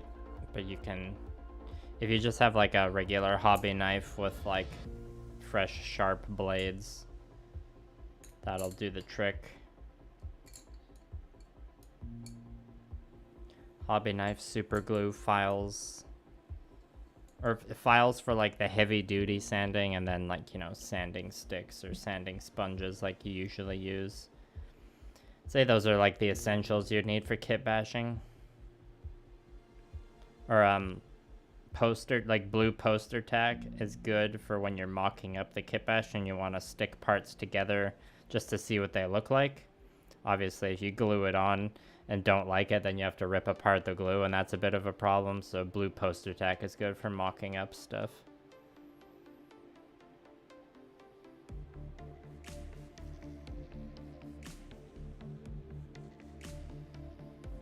And yeah, if anyone else in the chat can give pointers for getting started with kit bashing, I'm sure Robert would appreciate that. Yeah, so for this stitching here, I'm gonna like kind of half go for a dry brush and, or like wipe off most of the paint and just try and get the brush across the raised texture here. Yeah, that's kind of working. Yeah, there we go.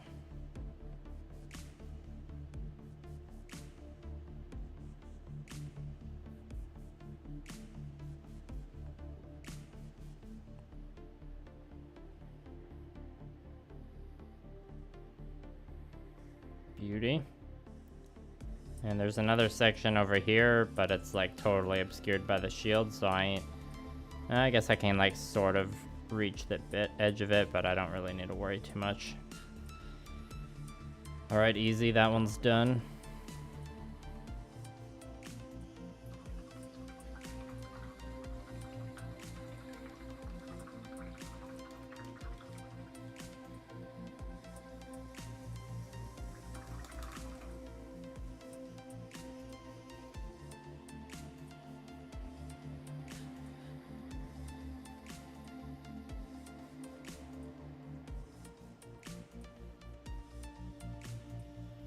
Those Necros and Reno, those are for Warframe, I take it? When you say like fully built, do you mean like they're like equipment loadouts or something, or are you talking about some models?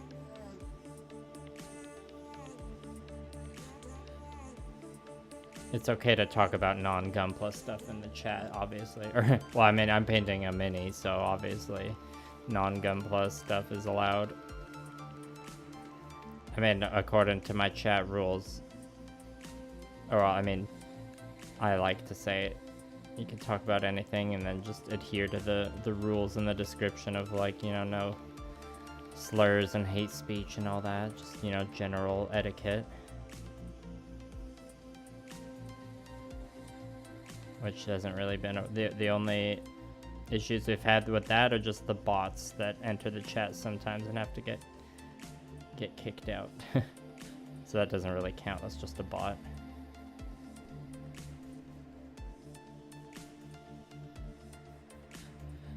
I thought about there's like kind of the rim along the tunic, but I think I'm just gonna like leave that blue just for ease of painting.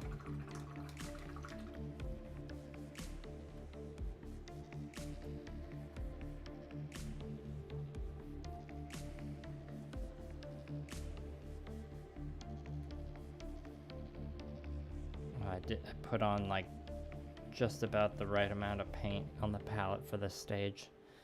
Love it when that happens.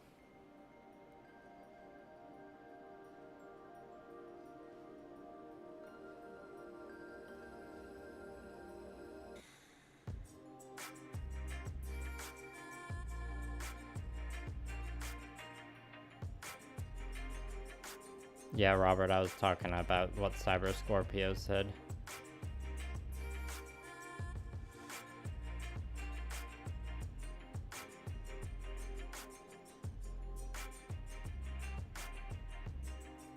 I mean, if you want to take the more, like, the conservative approach and only get what you need, like, you can really just start with poster tack.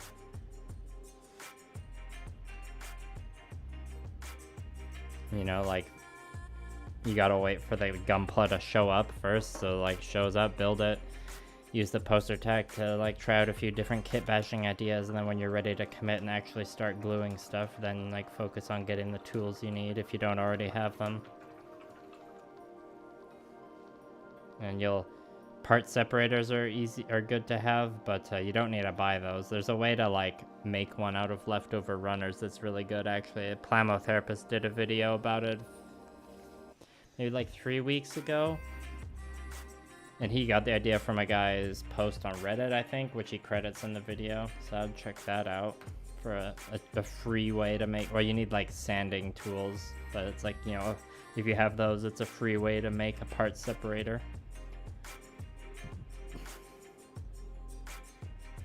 Okay, now clean up the blue. Not gonna clean up the blue on the shield yet though, because we're gonna use a darker blue to just lay down a new foundation. And we'll do that, yeah, we'll do that right before the wash.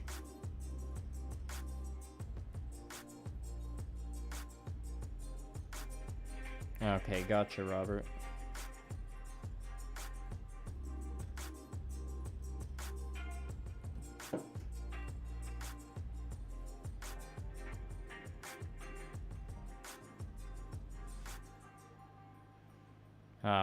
For making new connections, boring parts, you might need to get like a drill, like a hand drill, a pin vise, they're called.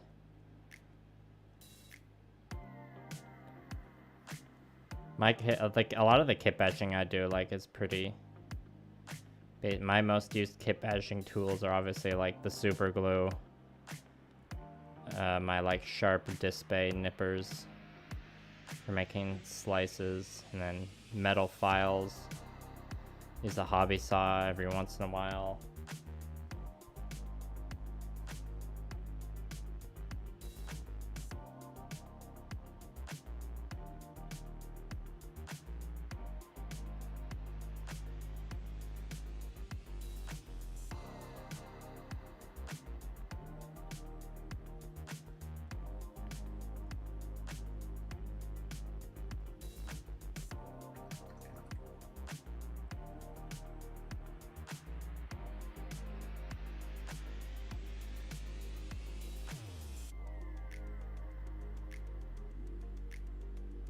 If anyone was, and I probably talked about this when I was streaming my last project, but I am pretty pleased with how the new Vallejo game color line performs. If anyone was wondering, it's a good value to price for the Vallejo game. I mean, Vallejo's always been, I usually recommend it for like, it's a good, like you get good paint for what you pay for. It was like, yeah, the Games Workshop paint is a bit slightly nicer, but not like nice enough to justify the higher cost for me anyways. But you know, I'll still go to Games Workshop sometimes for the specialized stuff like the crackle paint or you know, good old null and oil. What if it's just straight up this good old colored paint? I like Vallejo. I am a little annoyed still though that like the colors, or a lot of the names of the colors stayed the same, but the color of the paint looks different now in the new version of game color. At least game Vallejo, as far as I know, Vallejo model color is staying the same.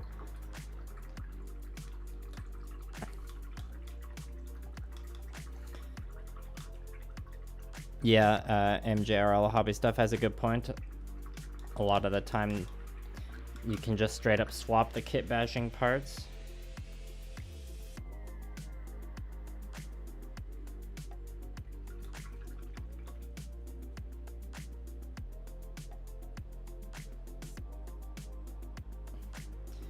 And yeah, like MJRL says need plot plate, but I don't really use that much. And that just kind of goes to show that, like, much like with video editing, if you ask a bunch of different video editors to make the same edit, a lot of them will do it in different ways. It's like that with the hobby stuff too. Like, we all have our preferred methods for doing things.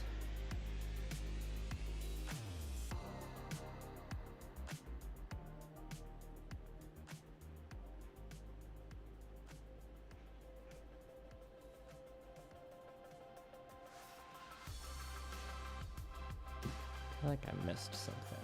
Yeah, I did. I started painting that one guy's sleeve, and I was like, I think I forgot to do the sleeve on the last guy I just put down. And I was right.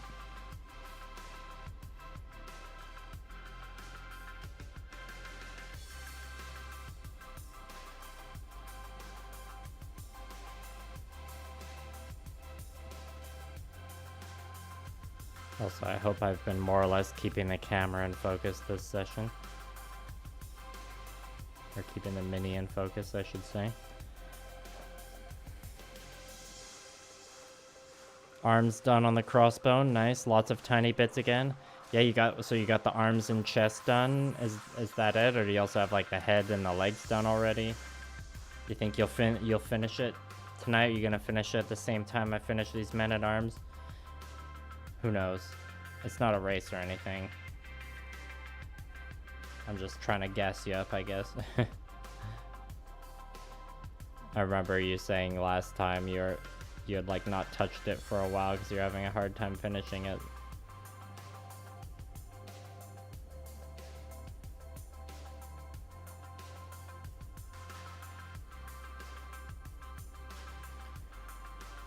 Okay, let's call that blue done. Okay.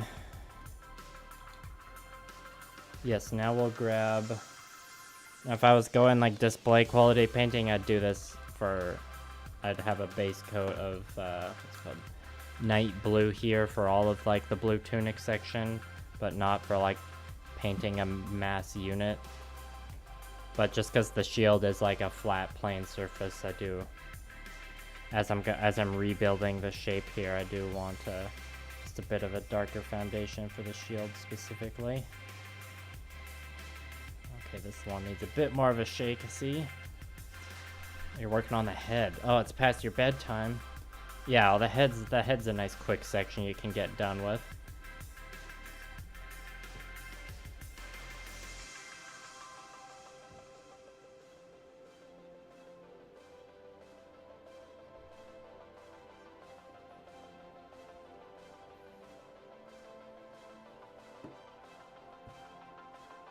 And we can switch to... Let's try another one of these new brushes. Oh wait, this is one I was using earlier. I just put the cap back on. Well, I'm gonna try and use it again.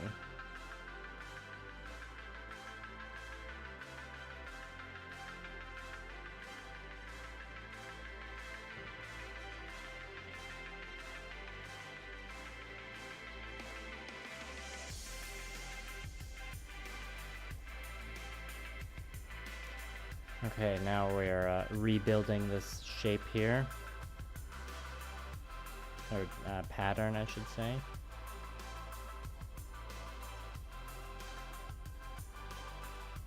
I'm glad there's some new Warframe connections being made in the chat.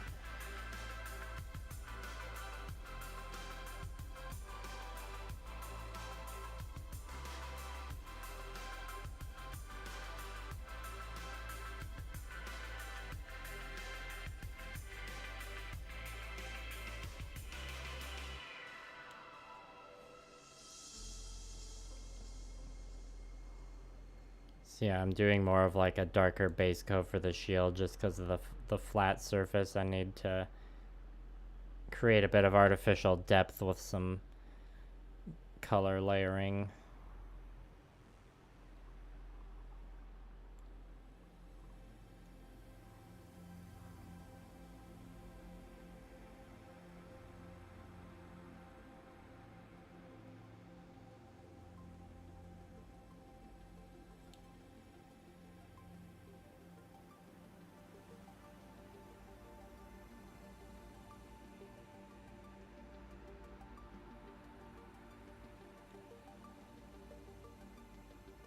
And like these, the three shields on these guys might look a little worse than all the other ones when all is said and done, just because they've got a few extra layers from trying to figure out the shape, but it's not going to be noticeable unless you're like looking at them up close, in which case you'll be distracted by the jankiness of the sculpt, possibly.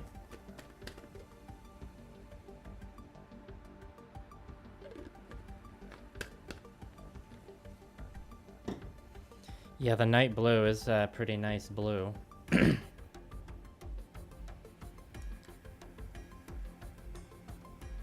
It's the foundation, or it's like the main color for my Drukari models, actually. I have a unit of Kabbalite warriors and a unit of witches, and that's it. because I just used them for kill team. The Kabalite warriors look pretty great though. I'm a fan of those goth space elves.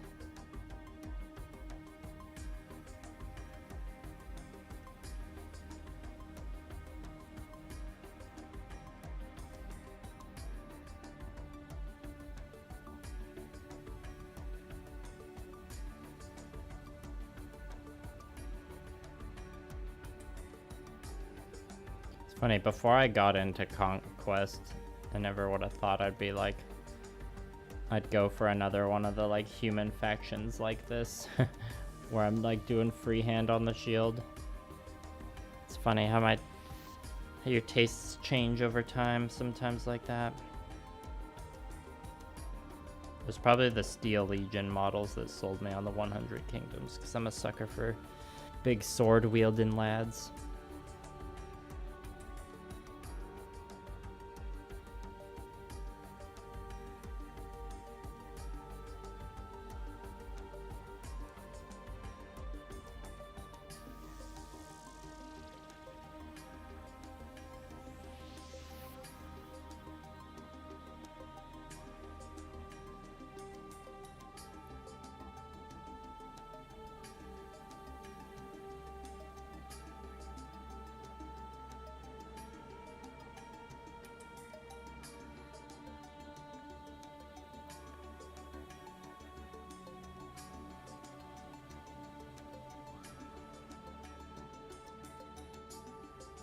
Oh, I've painted a beard hair onto the shield. I must extract it.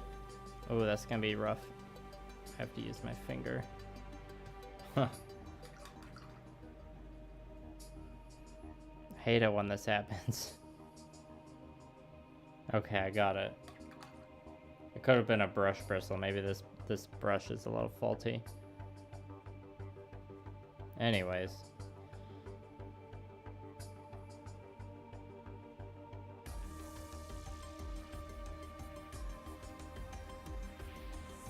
I've definitely painted beard hairs into my minis before accidentally. And some gunpla. One of the unspoken problems of bearded hobbyists. Or I don't know if it's unspoken, I'm sure lots of people complain about it.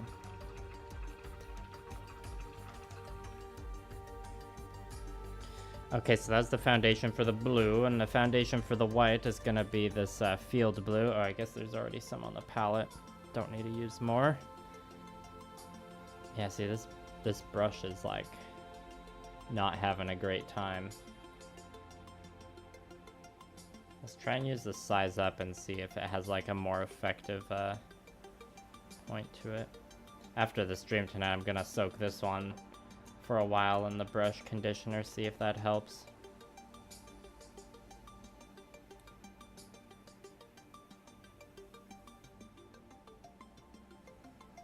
This is like, according to this is a size 4, but this more looks like my size 2 Winsor & Newton, which was a real workhorse brush for me.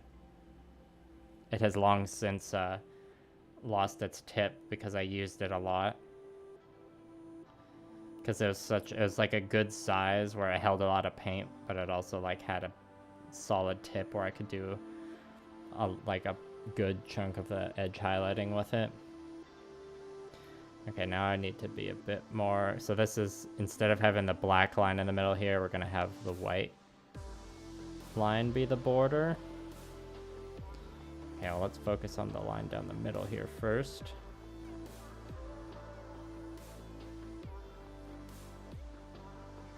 I don't want the line to be too thick.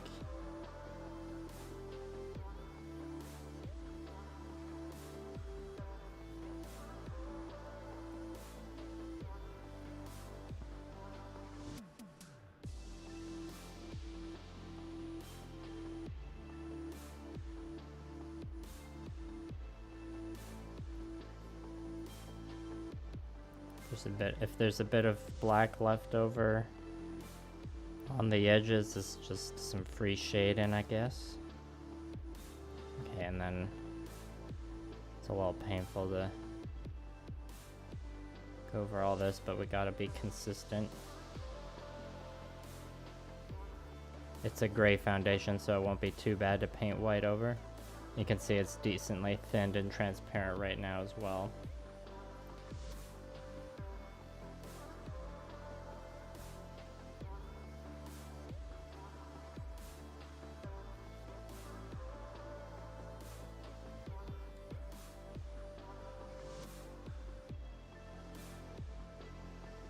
Oh dear, my camera's doing the choppy, laggy thing again. I think that's not really a problem with the camera though, that's probably the cheap capture card I'm using.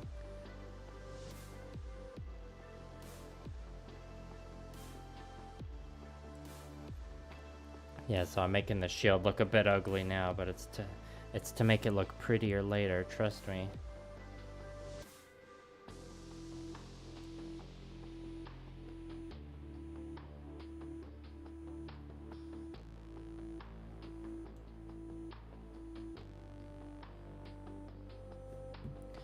Okay, here we go again. Also, sorry for bumping the mic with my elbow.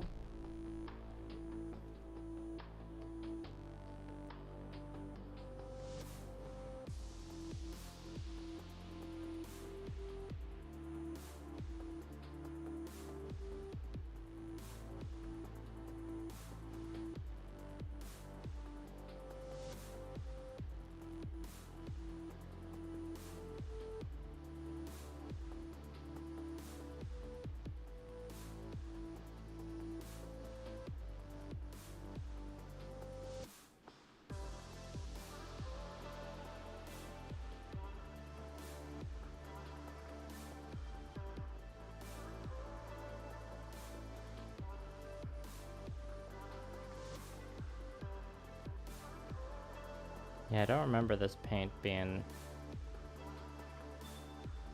this transparent. Maybe it's because I've never just painted it over white before.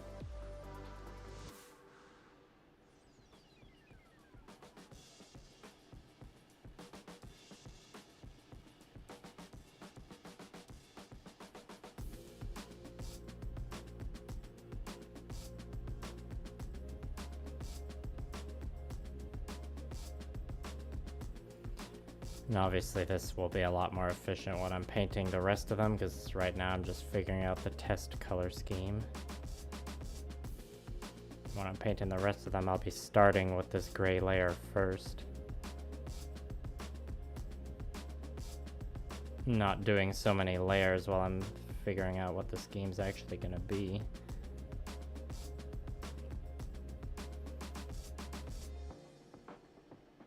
That's how it goes with figuring out how to paint any unit though.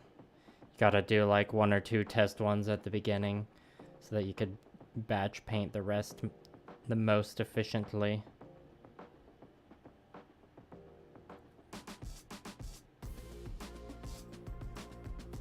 Kinda what you have to do to stay sane when you got so many minis to paint.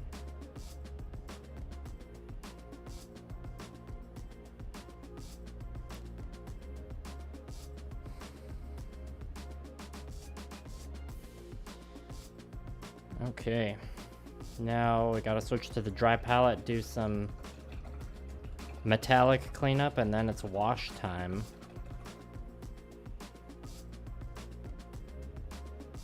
Yeah, this one's holding a decent tip so far.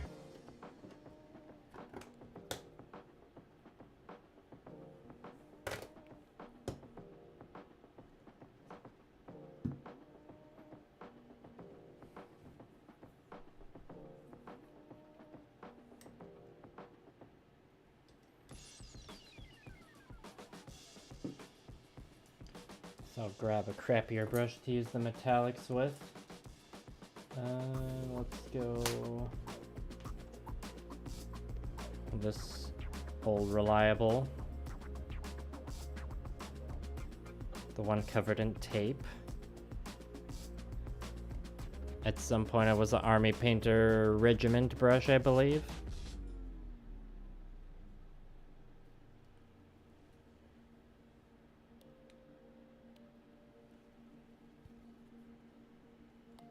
Carefully tidy up the rim here.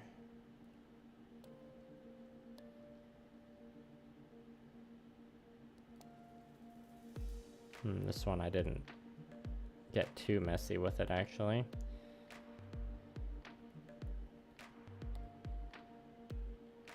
Wow, so far this one's pretty good for cleanup. Definitely needs some around the rim of the face though. Or on the helmet's chin guard or whatever.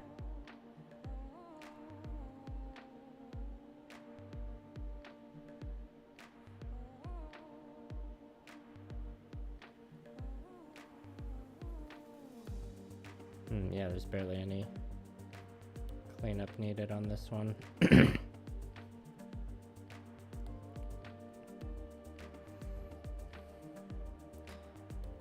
I can't, I'm having a hard time deciding what to paint over. Okay, I think I didn't highlight that strap because I decided it would look better metallic, so I'm just gonna commit to that.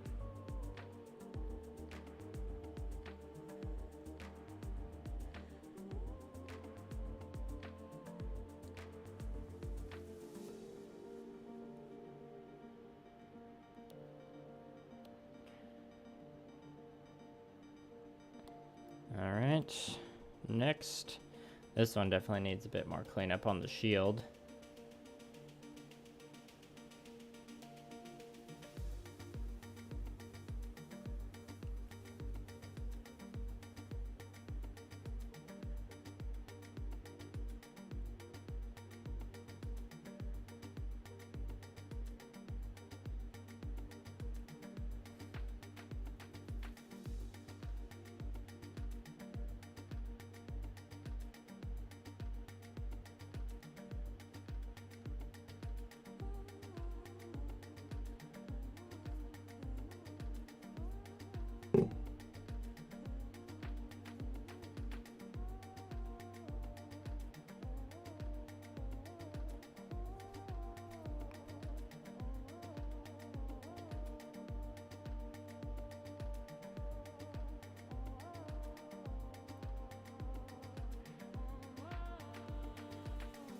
And this is the one shield out of the three where there's rivets like on the inside part of the shield. So I'll be just putting a dollop of metallic paint on those after the shield pattern is done.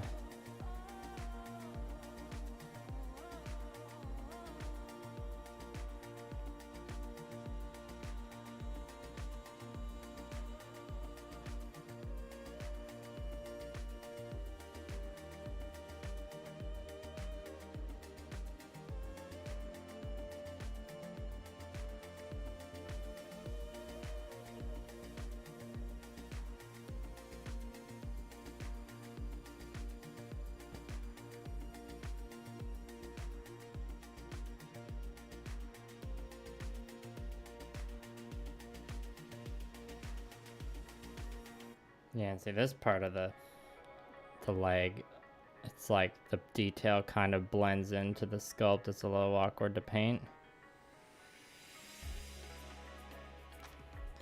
You know, more of those first generation model problems.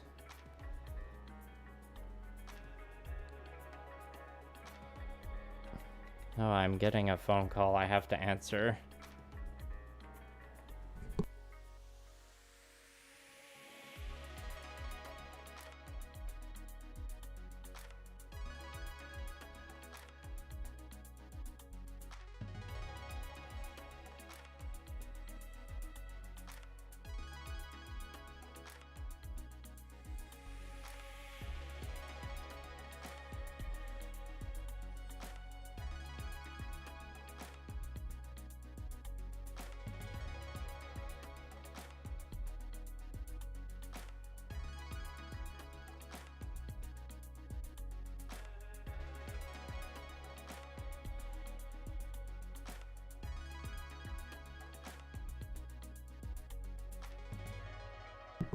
Alright, sorry about that brief interruption there. Just, you know, it was my dad calling, so I had to answer it.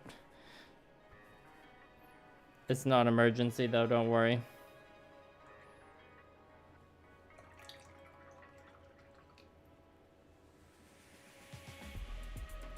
Oh, alright, 2 hours, 14 minutes, not bad.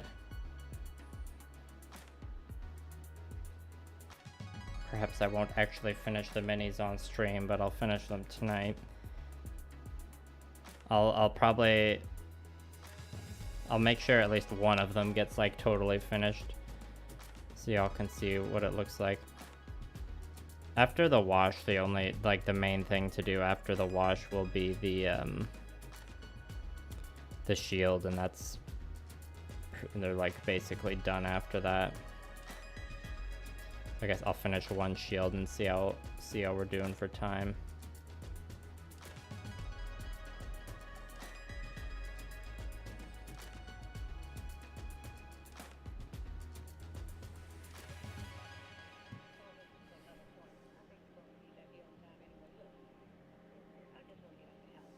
Oh, did I get? Yeah, I checked the chin strap on that one.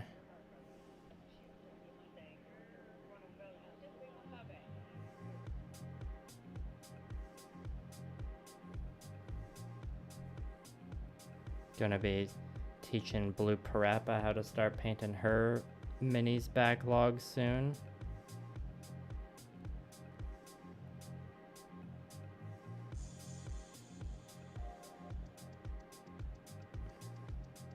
Of course, giving her plenty of help. But you know, I'm not gonna paint her army for her. I got my own armies to paint. At least she was already familiar with the, you know, like gun plus side of things in terms of having a backlog, so it's like adding more miniatures to the backlog. It's like not as much of a shock. Okay, now before I add any silver to the palette, I'll just check to see if I need to bother with any silver touch-ups. It doesn't really look like it. I suppose like maybe, yeah, we could do a little, yeah, we could do just a tiny bit on the belts. Just a tiny dollop. Alright, see you, Cyber Scorpio. That's pretty hot. Yeah, good luck with the work tomorrow.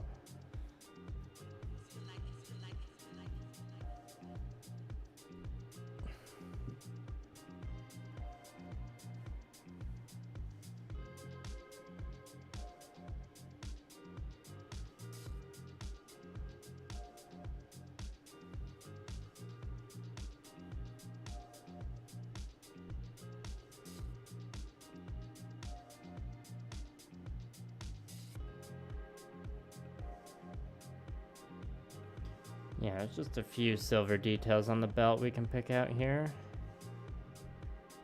Or ones I picked out earlier that got covered up in the highlighting of the leather.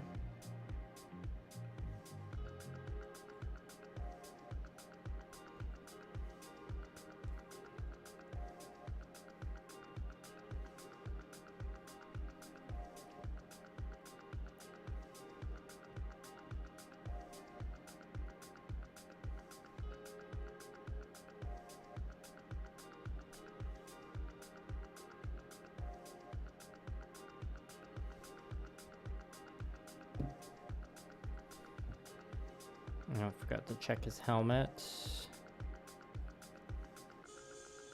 Oh yeah, there's a tiny little piece there.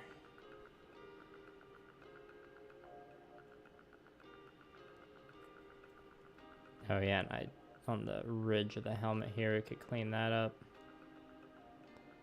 Forgot to check that part on this last one. No, this was the one I already did. Or was it?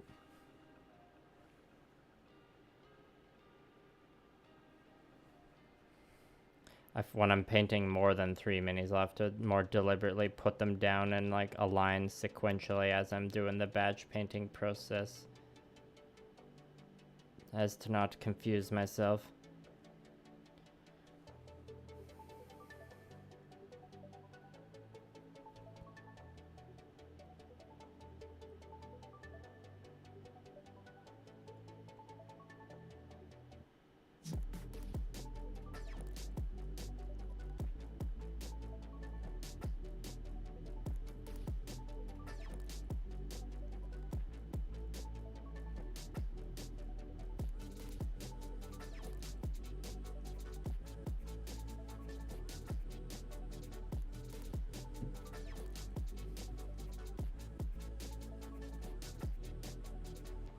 Yeah, put just about the right amount of paint on the palette there, but the same can't be said for the bronze. I wasted a bit of bronze paint.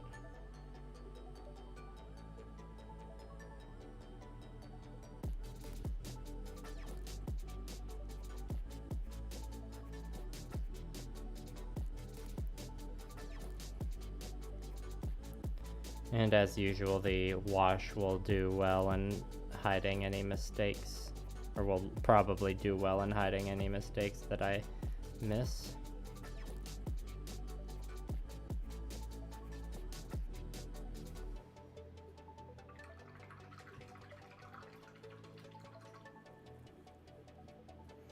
Okay, it's wash time. Yeah, let's use...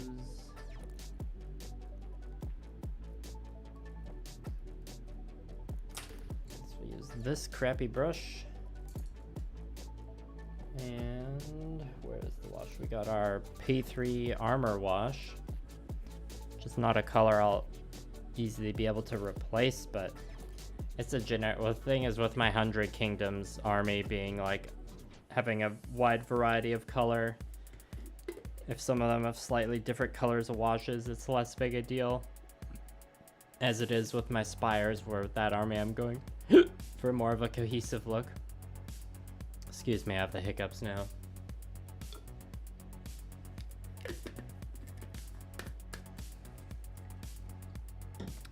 All right.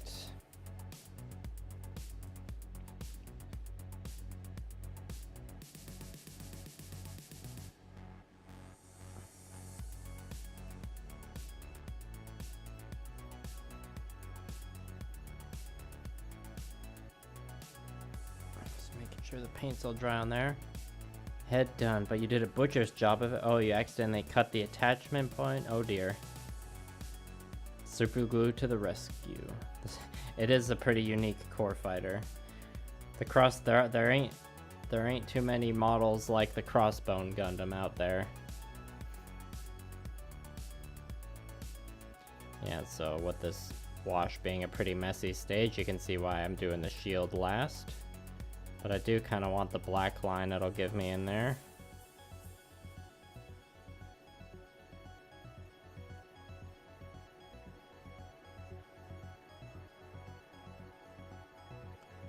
I want just a little ham. With the wash there, just a little too ham. Gotta get those rivets all oily though.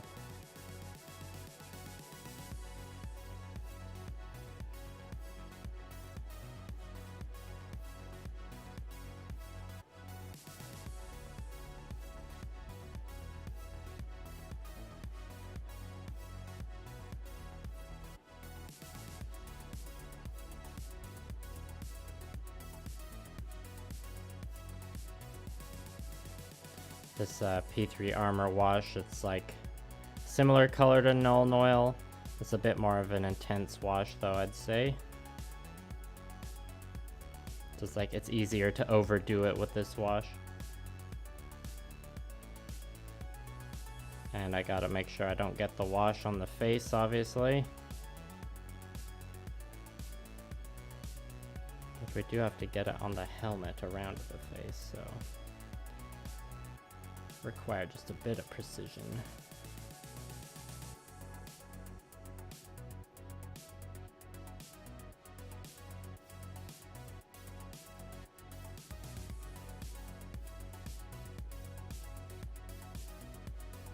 But I also have to keep working quickly so it doesn't start to dry in areas.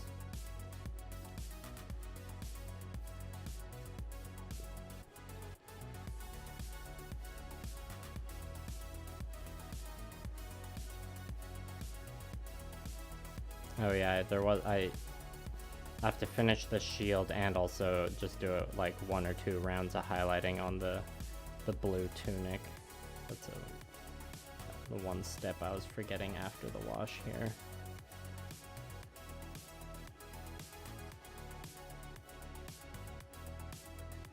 Yeah, it's easy for this wash to like look too streaky when it's on like the big flat panels.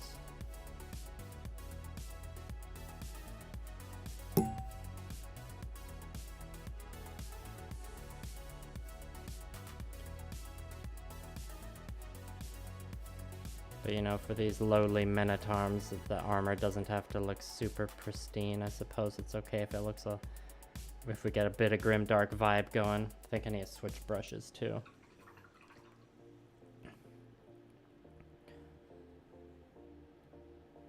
Alright, thanks Robert. Good job on the cleaning.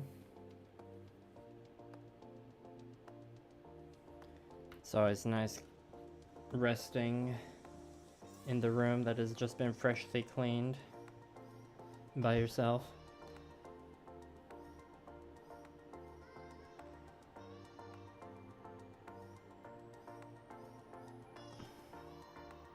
Yeah, doing this like black armor wash on the blue cloth brings like a pretty strong contrast, but that's what I'm looking for because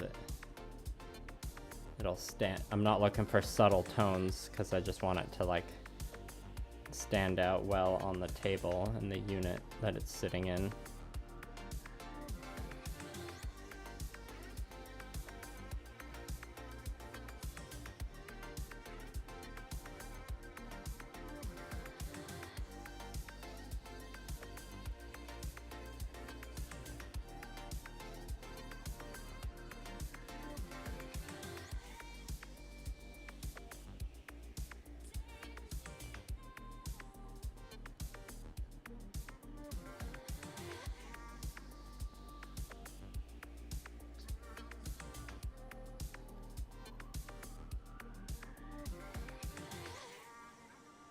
Yeah, I probably won't be using this armor wash when I'm painting my, like, Imperial Ranger Corps, though, because they're barely going to have any metal on them in the first place.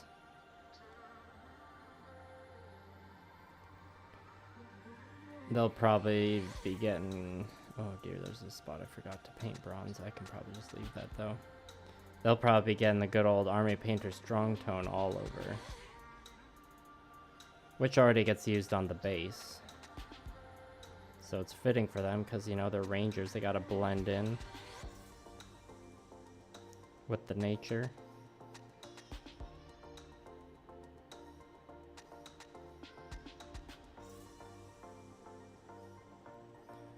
Oh, still gotta do his sword.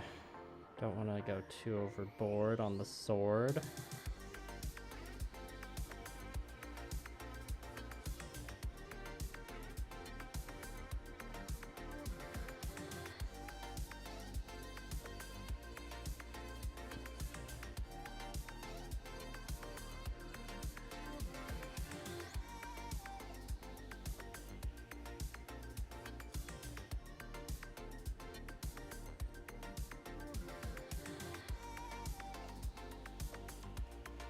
Gotta be careful. I want to do just a little black line on the edge of the helmet. Just create a little bit more separation.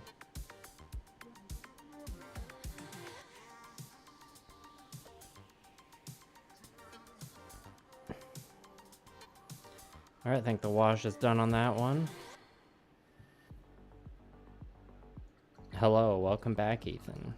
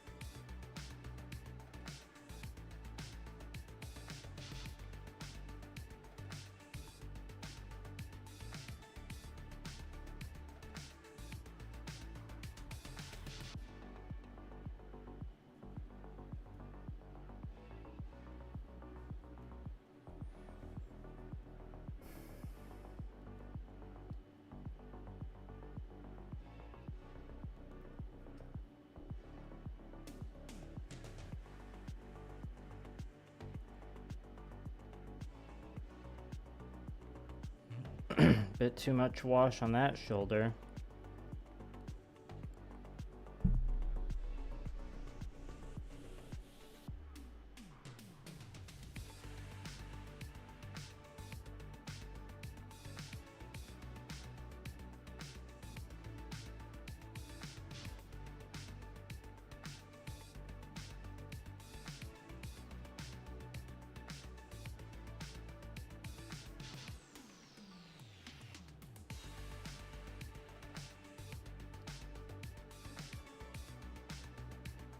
A bit too much wash on the head there too, gotta be more careful.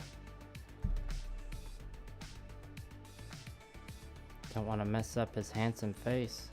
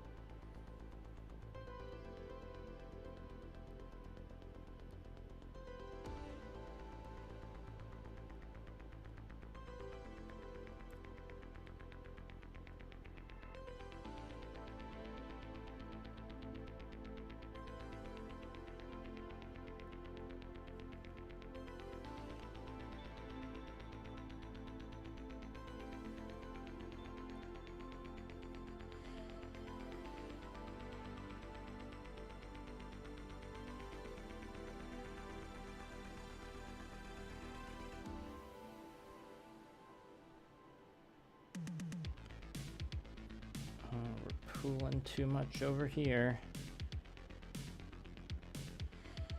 And over here.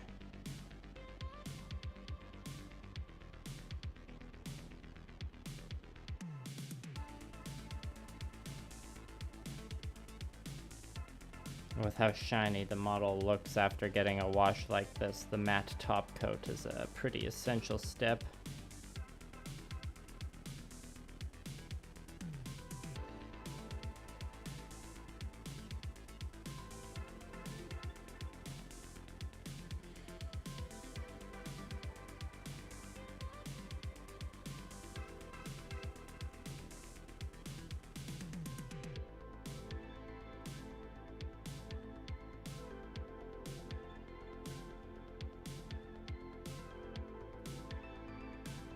And this wash does dry slower than like Games Workshop Null Oil, so if you do like have a section that's at risk at drying before like painting the stuff next to it, it's a bit like it can be a bit more forgiving to wipe it up, whereas Games Workshop it's more likely to like create like an outline or a tear that's not desirable.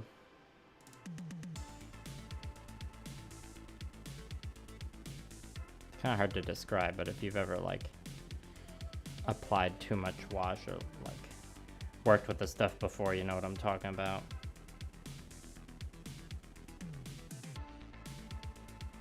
All right, one left to wash.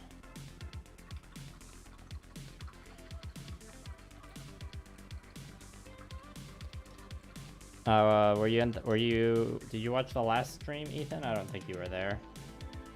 The last stream, someone correctly guessed my next Gundam project is the high-grade aerial.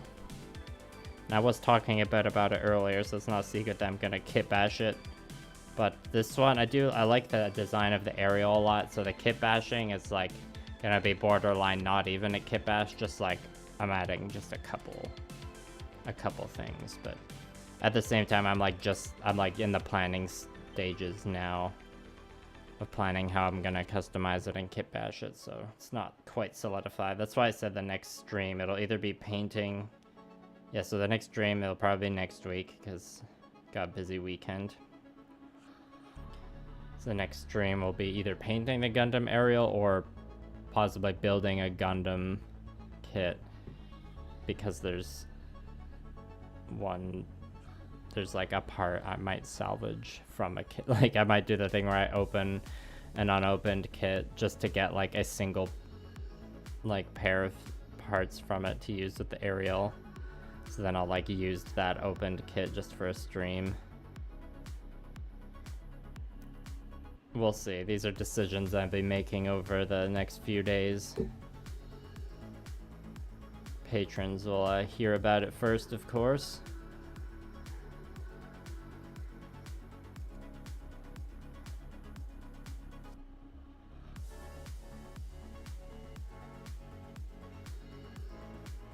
Oh, are there any history buffs in the audience that are excited for that? The new Ridley Scott movie with Joaquin Phoenix playing Napoleon.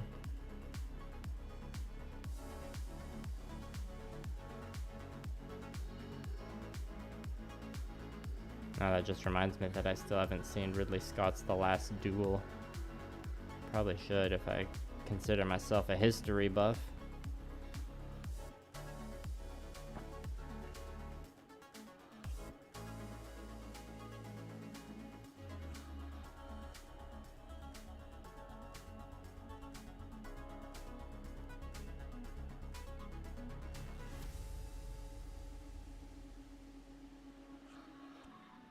Same with the Northman. That's Robert, I think his name's Robert Eggers?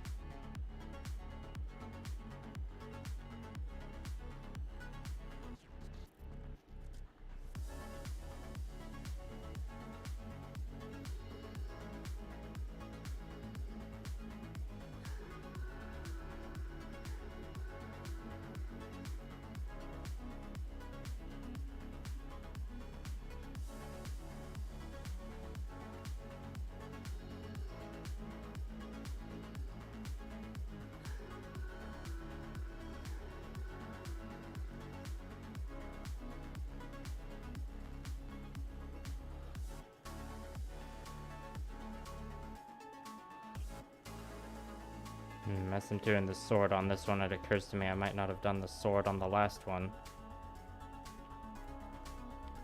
I must check this. But I have to keep going on these areas while they're still wet. What suspense.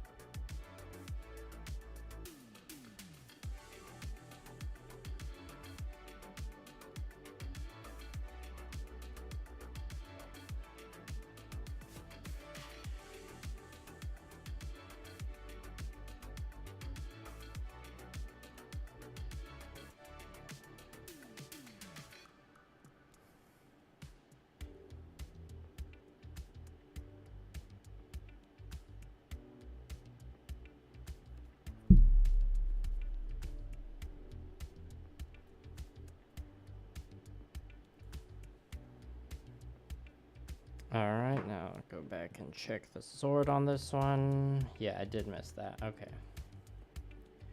Good thing I thought of that.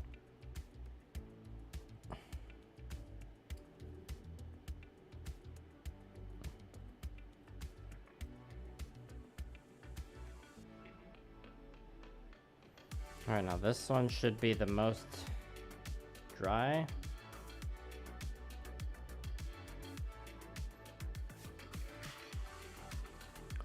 Gotta catch up on the chat here. Oh, hello, Ito. It's the high-grade aerial I'm using.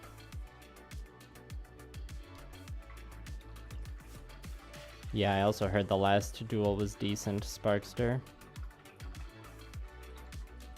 Oh yeah, I forgot the Crossbone Gundam as a cape.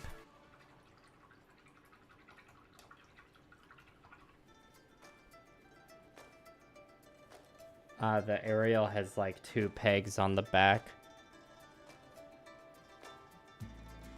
So I guess you would call that normal. I don't know off the top of my head if it's like the exact same peg size as other Gundam. That'd be nice if it was.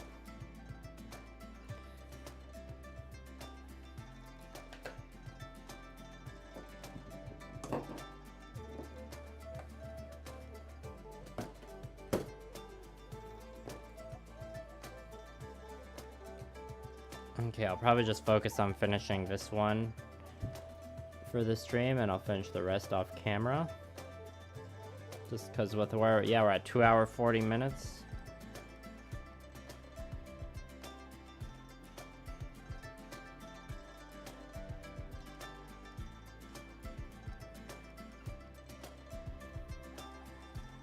I think I need a smaller brush.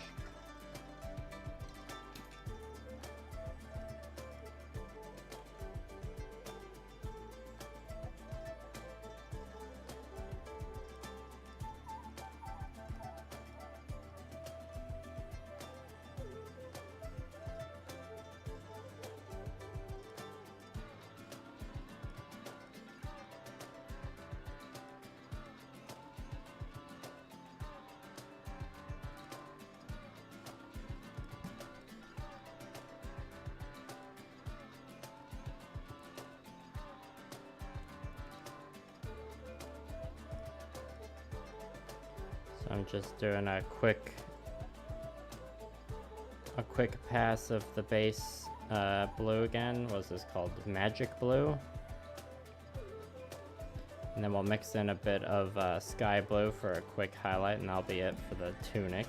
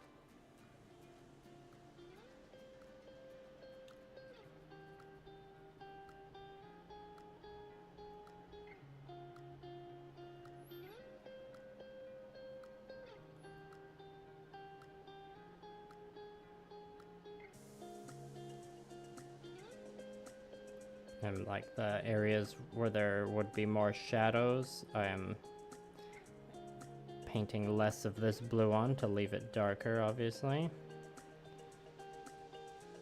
And this is like speed running highlights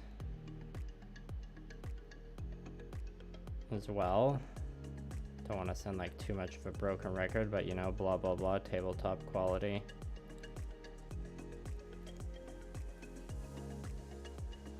Alright, I guess I might as well. I think I gotta. Yeah, it makes sense to do the blue first and then the white.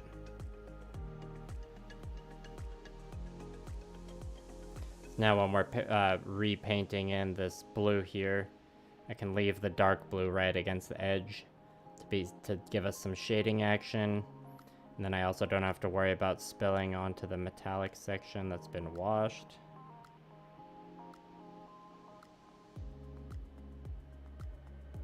And this is also when I want this is when I'm wanting to be making the work pretty neat and crisp.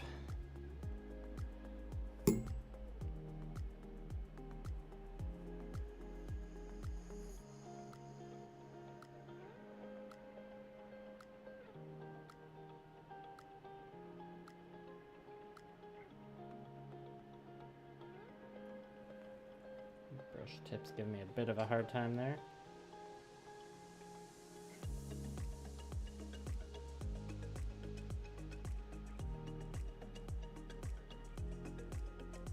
None of the brushes in this new pack have been amazing.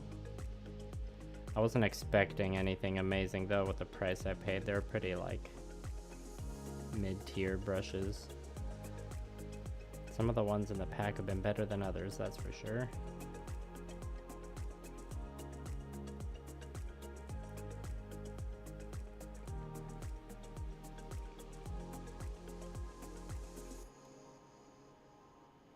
Gotta make sure I'm not touching the model with my hand. The wash isn't fully dry really. Still a little tacky.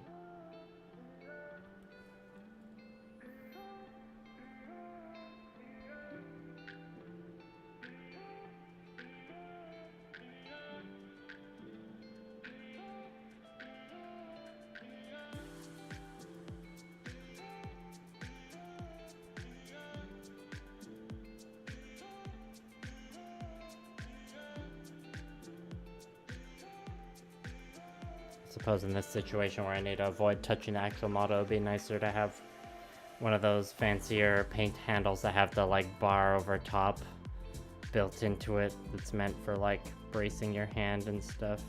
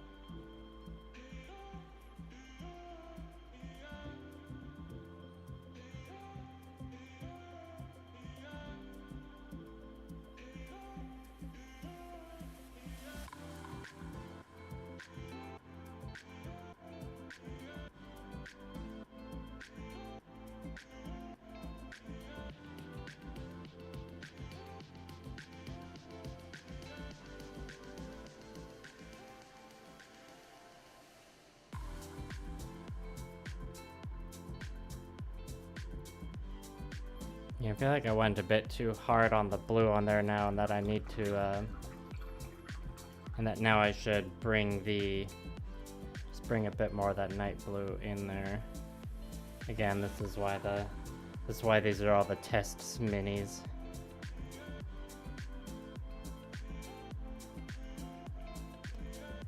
But this is just gonna be just one quick pass around the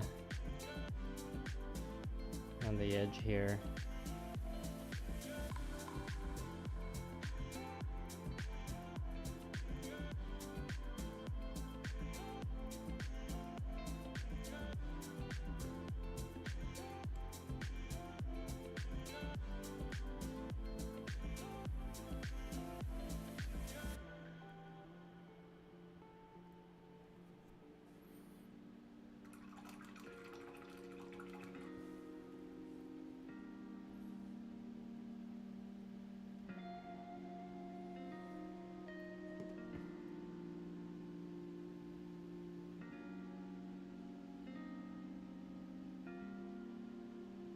Yeah, that's better. Sorry, I haven't been super talkative, everybody. I'm just trying to get this one guy finished so I can wrap up the stream. I'm guessing there's probably 10, let's say 15 minutes more work.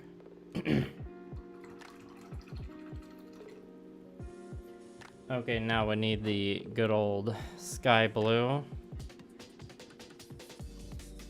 Whoop, that's runny. Actually, that's probably the amount I need.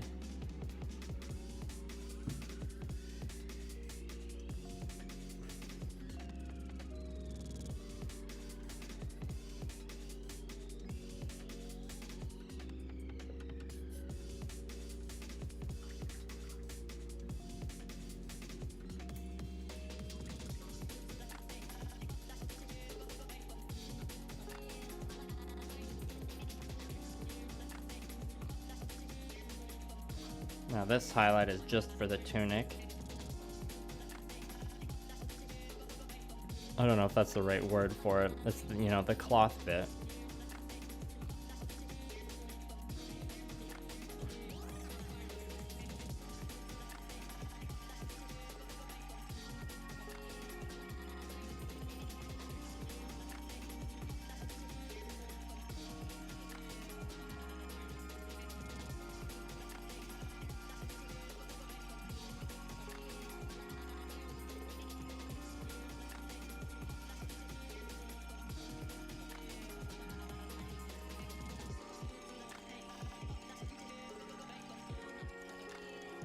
I suppose this is the area, or like with these cloth areas,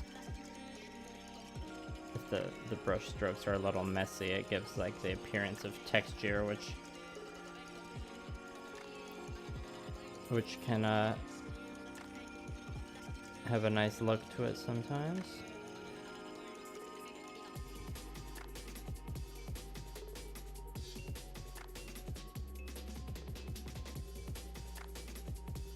Yeah, I feel like in terms of like tabletop quality standard, these are landing like maybe slightly above that in terms of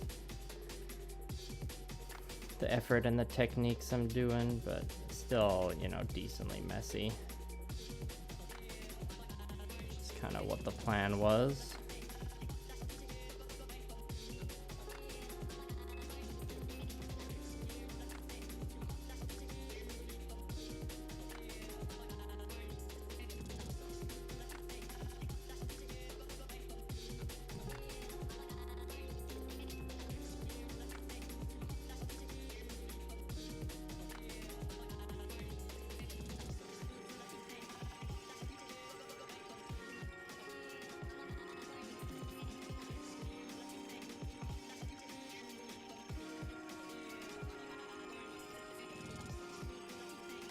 Weird, I feel like myself looking forward to going back to doing the freehand on the shield here, and the painter I was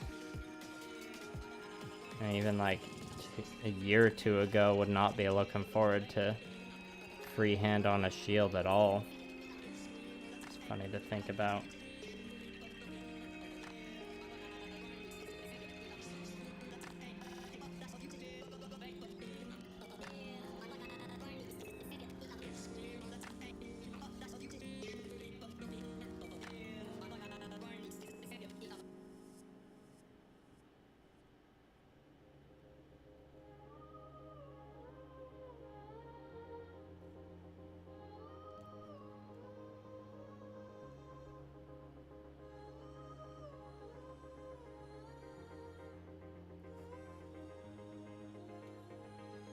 Alright, how's that blue cloth looking to you all?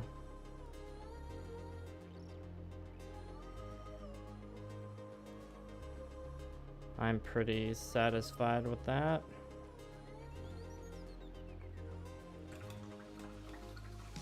So now we need to go to the white to get the new white foundation on to the shield.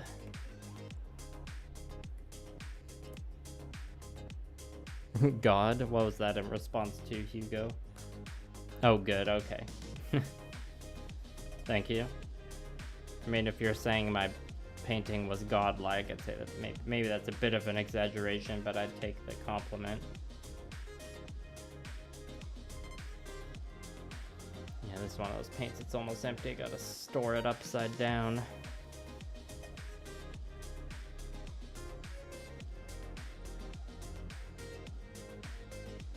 I don't want to have to do too many coats, so I'm only thinning this white paint a little bit. Alright, and this is when I have to make the line look nice and crisp as well.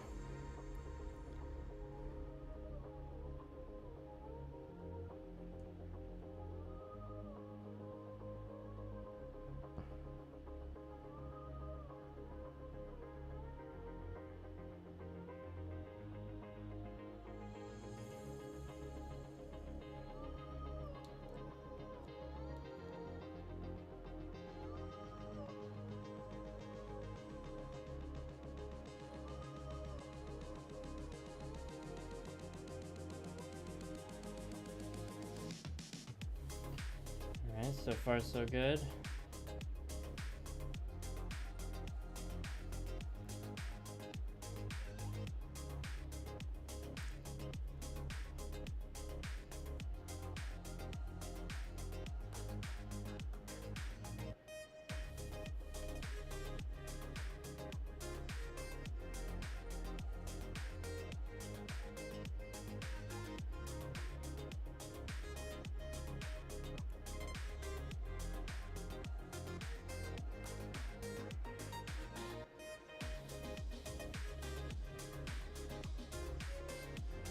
This is definitely a part I don't want to be like going over to redo too many times because that paint texture will really build up.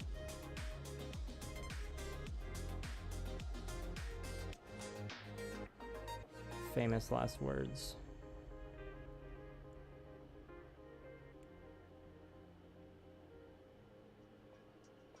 So the paint's a little dangerously thin here.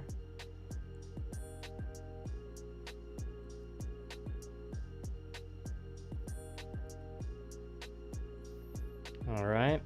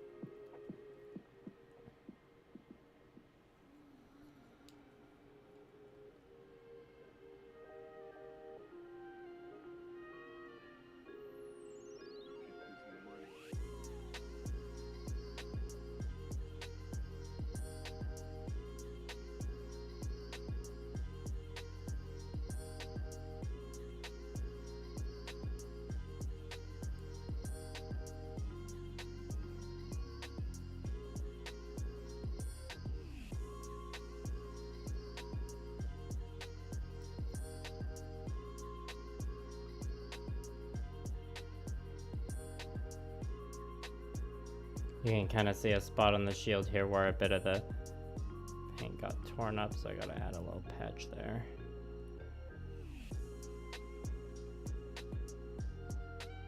It's coming together.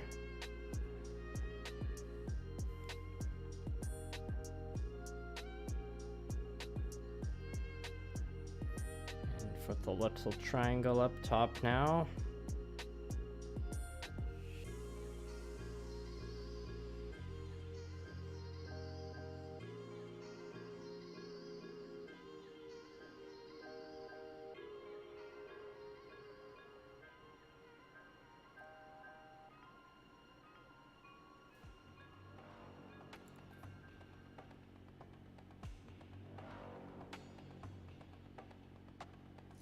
This white does look a little chalky up close and personal.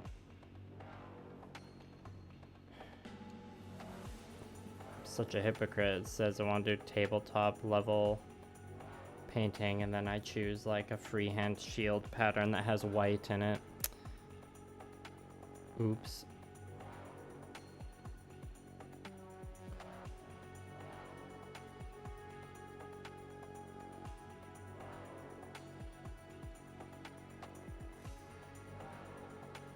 Alright, now for the second layer of white, I'm gonna like avoid the recesses a little bit to get just like a little bit of shading action going on.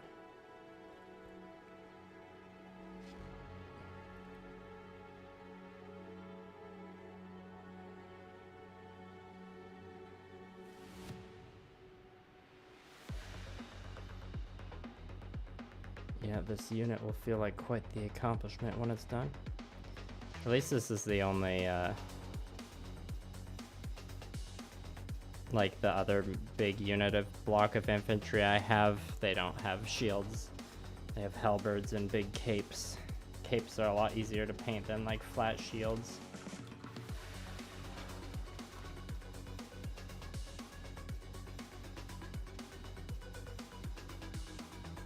I think we need one more layer.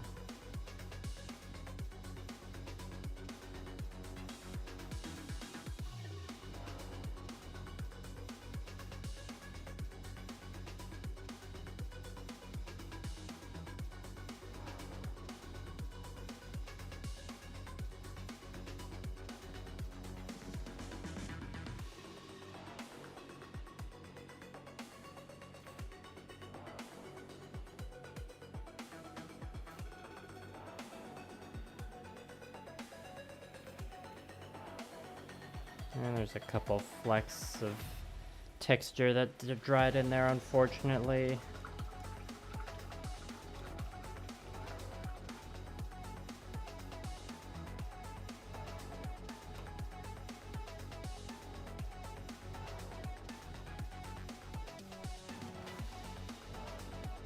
Yeah. I think I stand by my decision to... Yeah, I'm just debating whether... See, the problem is it's too hard to like point... I guess... Okay, let's just live dangerously here. Grab a little bit of blue. I want to connect to the point here. Originally, I was like, the white line all the way across looks good, but now that I see it, I think I want the blue corners to touch.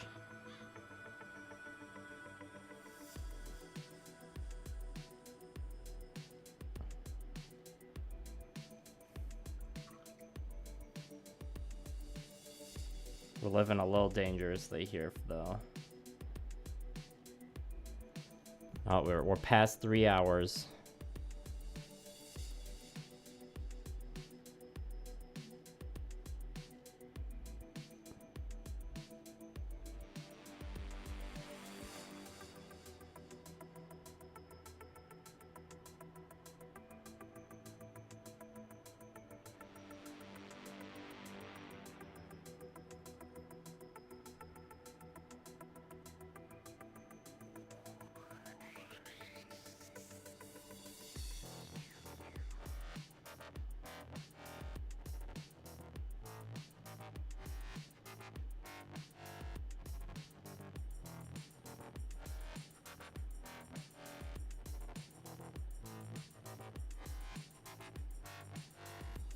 Yeah, bit of white cleanup I gotta do now, but I think it was worth it.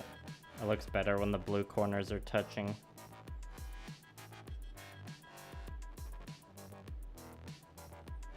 I could do some sort of circle design in the middle to kind of unify it all, but I kind of tried that with the black, and it was... I don't know if I liked it.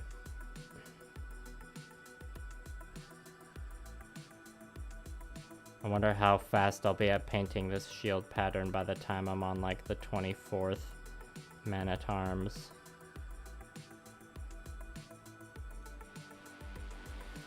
Okay, let's do the old pattern, or the old squiggly bits.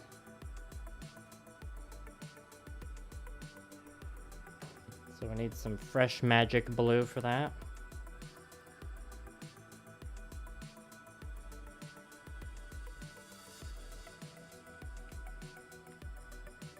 Suppose I could probably grab a smaller brush.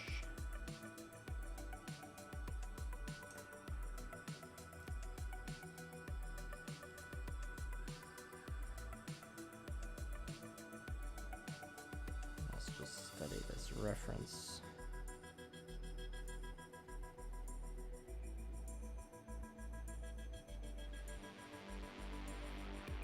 Alright, so we start with the 2 dots. We go like 1 dot here, 1 dot up here, and then we do the curvy bits. We just need to thin it just a tiny bit.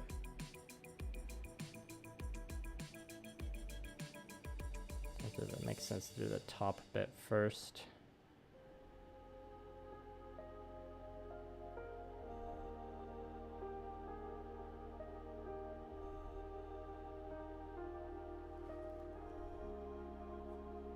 Okay, we got the dots on there, but we gotta make them a bit bigger. Thin paint, but not too thin.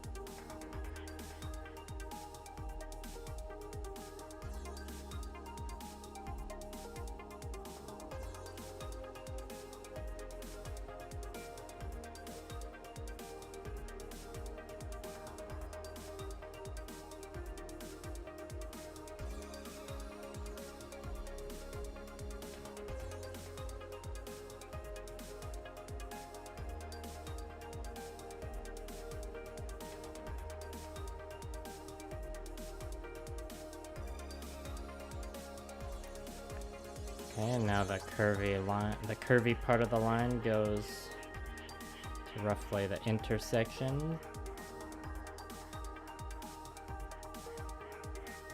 Oh, nice. Yeah, I recommend getting into tabletop for sure.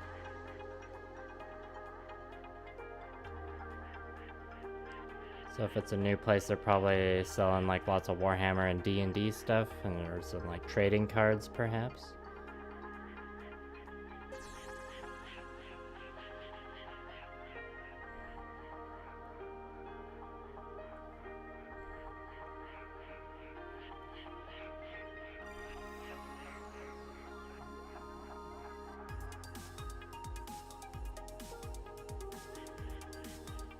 This line's a little too thick.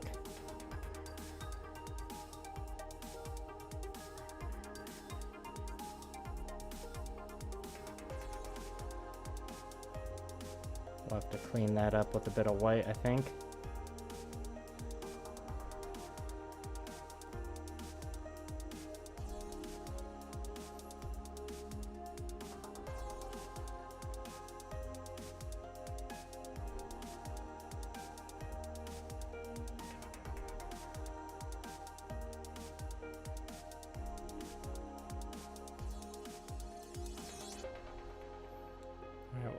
I'll save the cleanup part for once the other one's done. Let's just check the direction.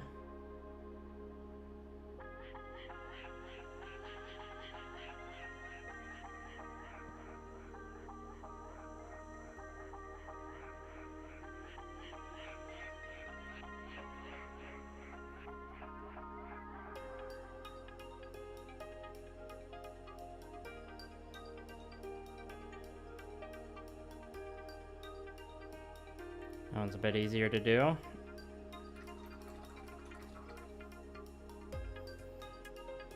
Let's grab... No, I think that might... maybe this brush? It's like, I think it's slightly larger than the last one, but I think this one's got a better tip. And before we paint the white part on the blue section, we're just gonna skinny up these lines a bit. Or slim down, I guess.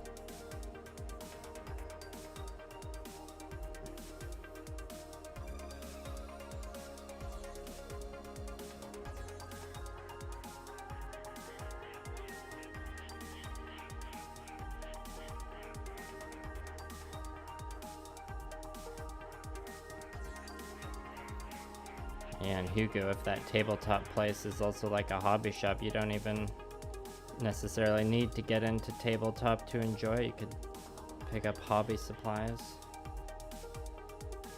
you know, depending on what your needs are. But you know, I still recommend giving tabletop games a try. I'm a fan.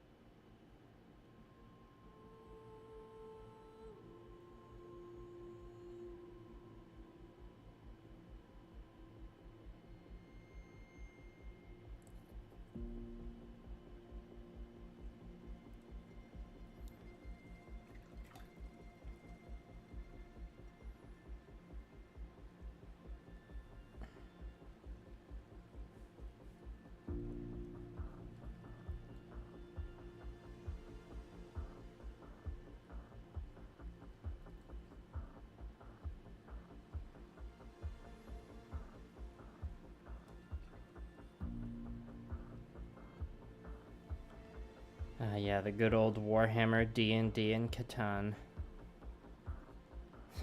Now they go into the UK Games Expo, like, immediately, or like entering the main exhibitor hall, there was like a statue of a Space Marine. And then right next to it, there was like a sheep statue in the like Settlers of Catan area. Too bad there wasn't also a D&D thing right by. I mean, there was lots of D&D stuff there.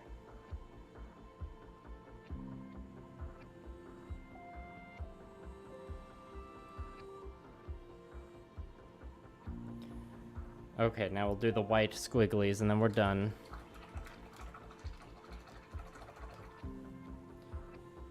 Thanks everyone for sticking around to the end here. Well, it's been a while since I've had a stream over like, or at about 3 hours and 15. I think the longest stream I've ever done was probably like 3.5 hours or something. Okay, so we gotta make sure the dots are roughly at the same spot.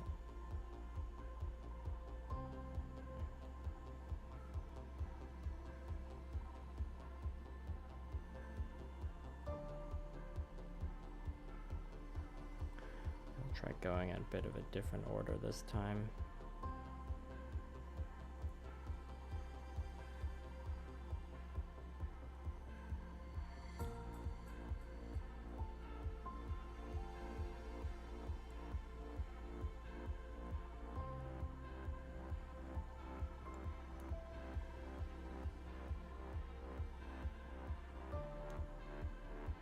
Yeah, I think it's better if I do the curvy bit first before filling out the circle. Feels like I'm making less mistakes this way.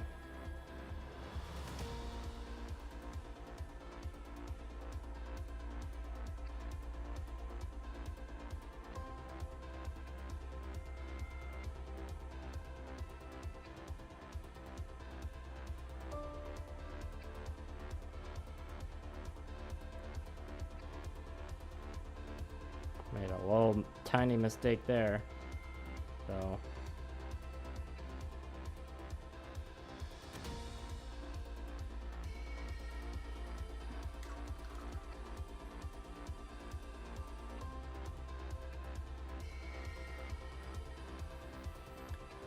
Yeah, I'll probably end up finishing these men-at-arms in like, or like finishing the whole unit. I'll do them in like bursts. I'll have to do like batches of like 6 to 10 at a time if I have to do like so many shields like this in a row. That's like a burnout recipe right there.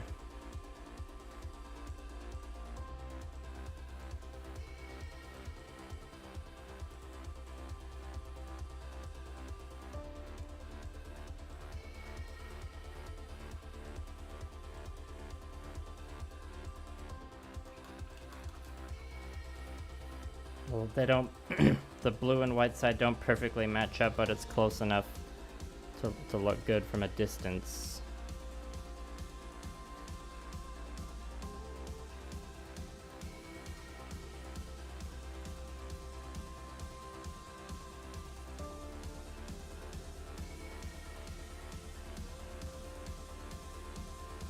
Right? Some charter.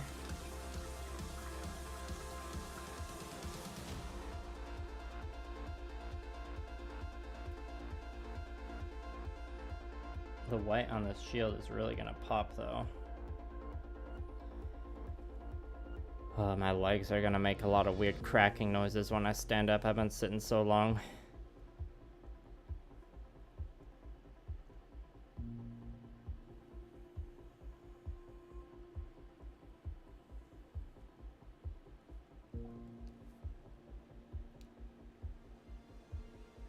Just keep ending up with bits of stuff on the end of the brush. Don't like it.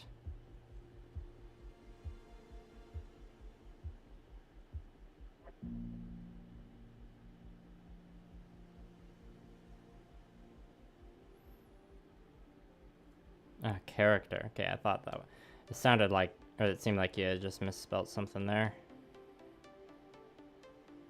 Every mini's got character.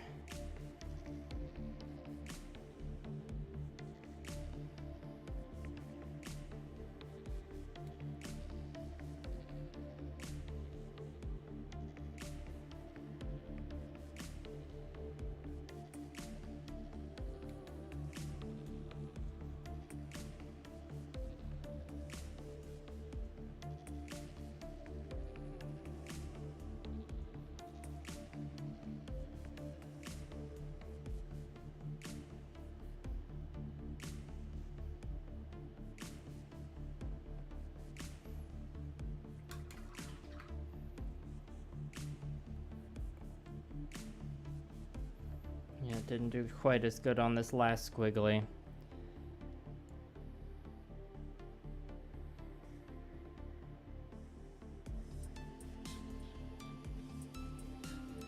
I think for the... Okay, yeah. I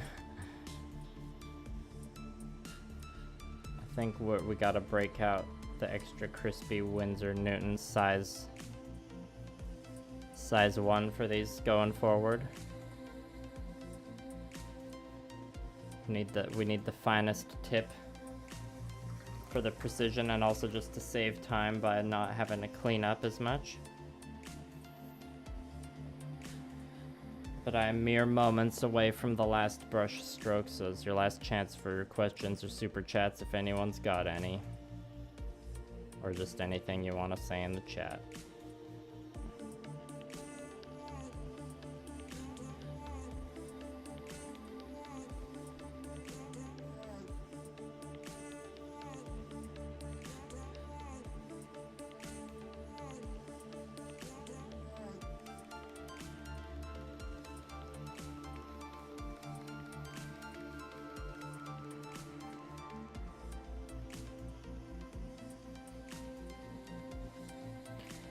Okay, we'll call that done for now.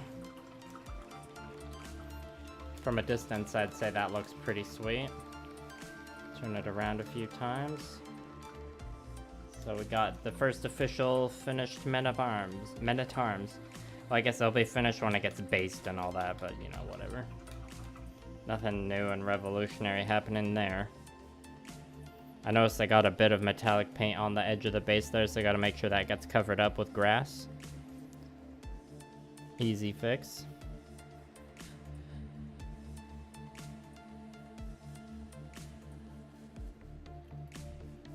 Yeah, the wash is a little streakier than I want on the shoulder here. Not really something that'll be fixed right now. It's probably something I'll just leave because it's just 1 out of 24. Okay, well, I've been streaming for a while and it's getting late over here, so I'm gonna wrap things up. So thanks for coming, everybody. Next stream will likely be next week. I don't think I'll have time to stream on the weekend. And next stream will either be building Gunpla or painting Gunpla. And I look forward to bringing that to you when it's time. And as usual, patrons will be the first to find out what exactly is going on with this upcoming Gundam project. So yeah, thanks again for coming to the stream, everyone, and I'll see you next time.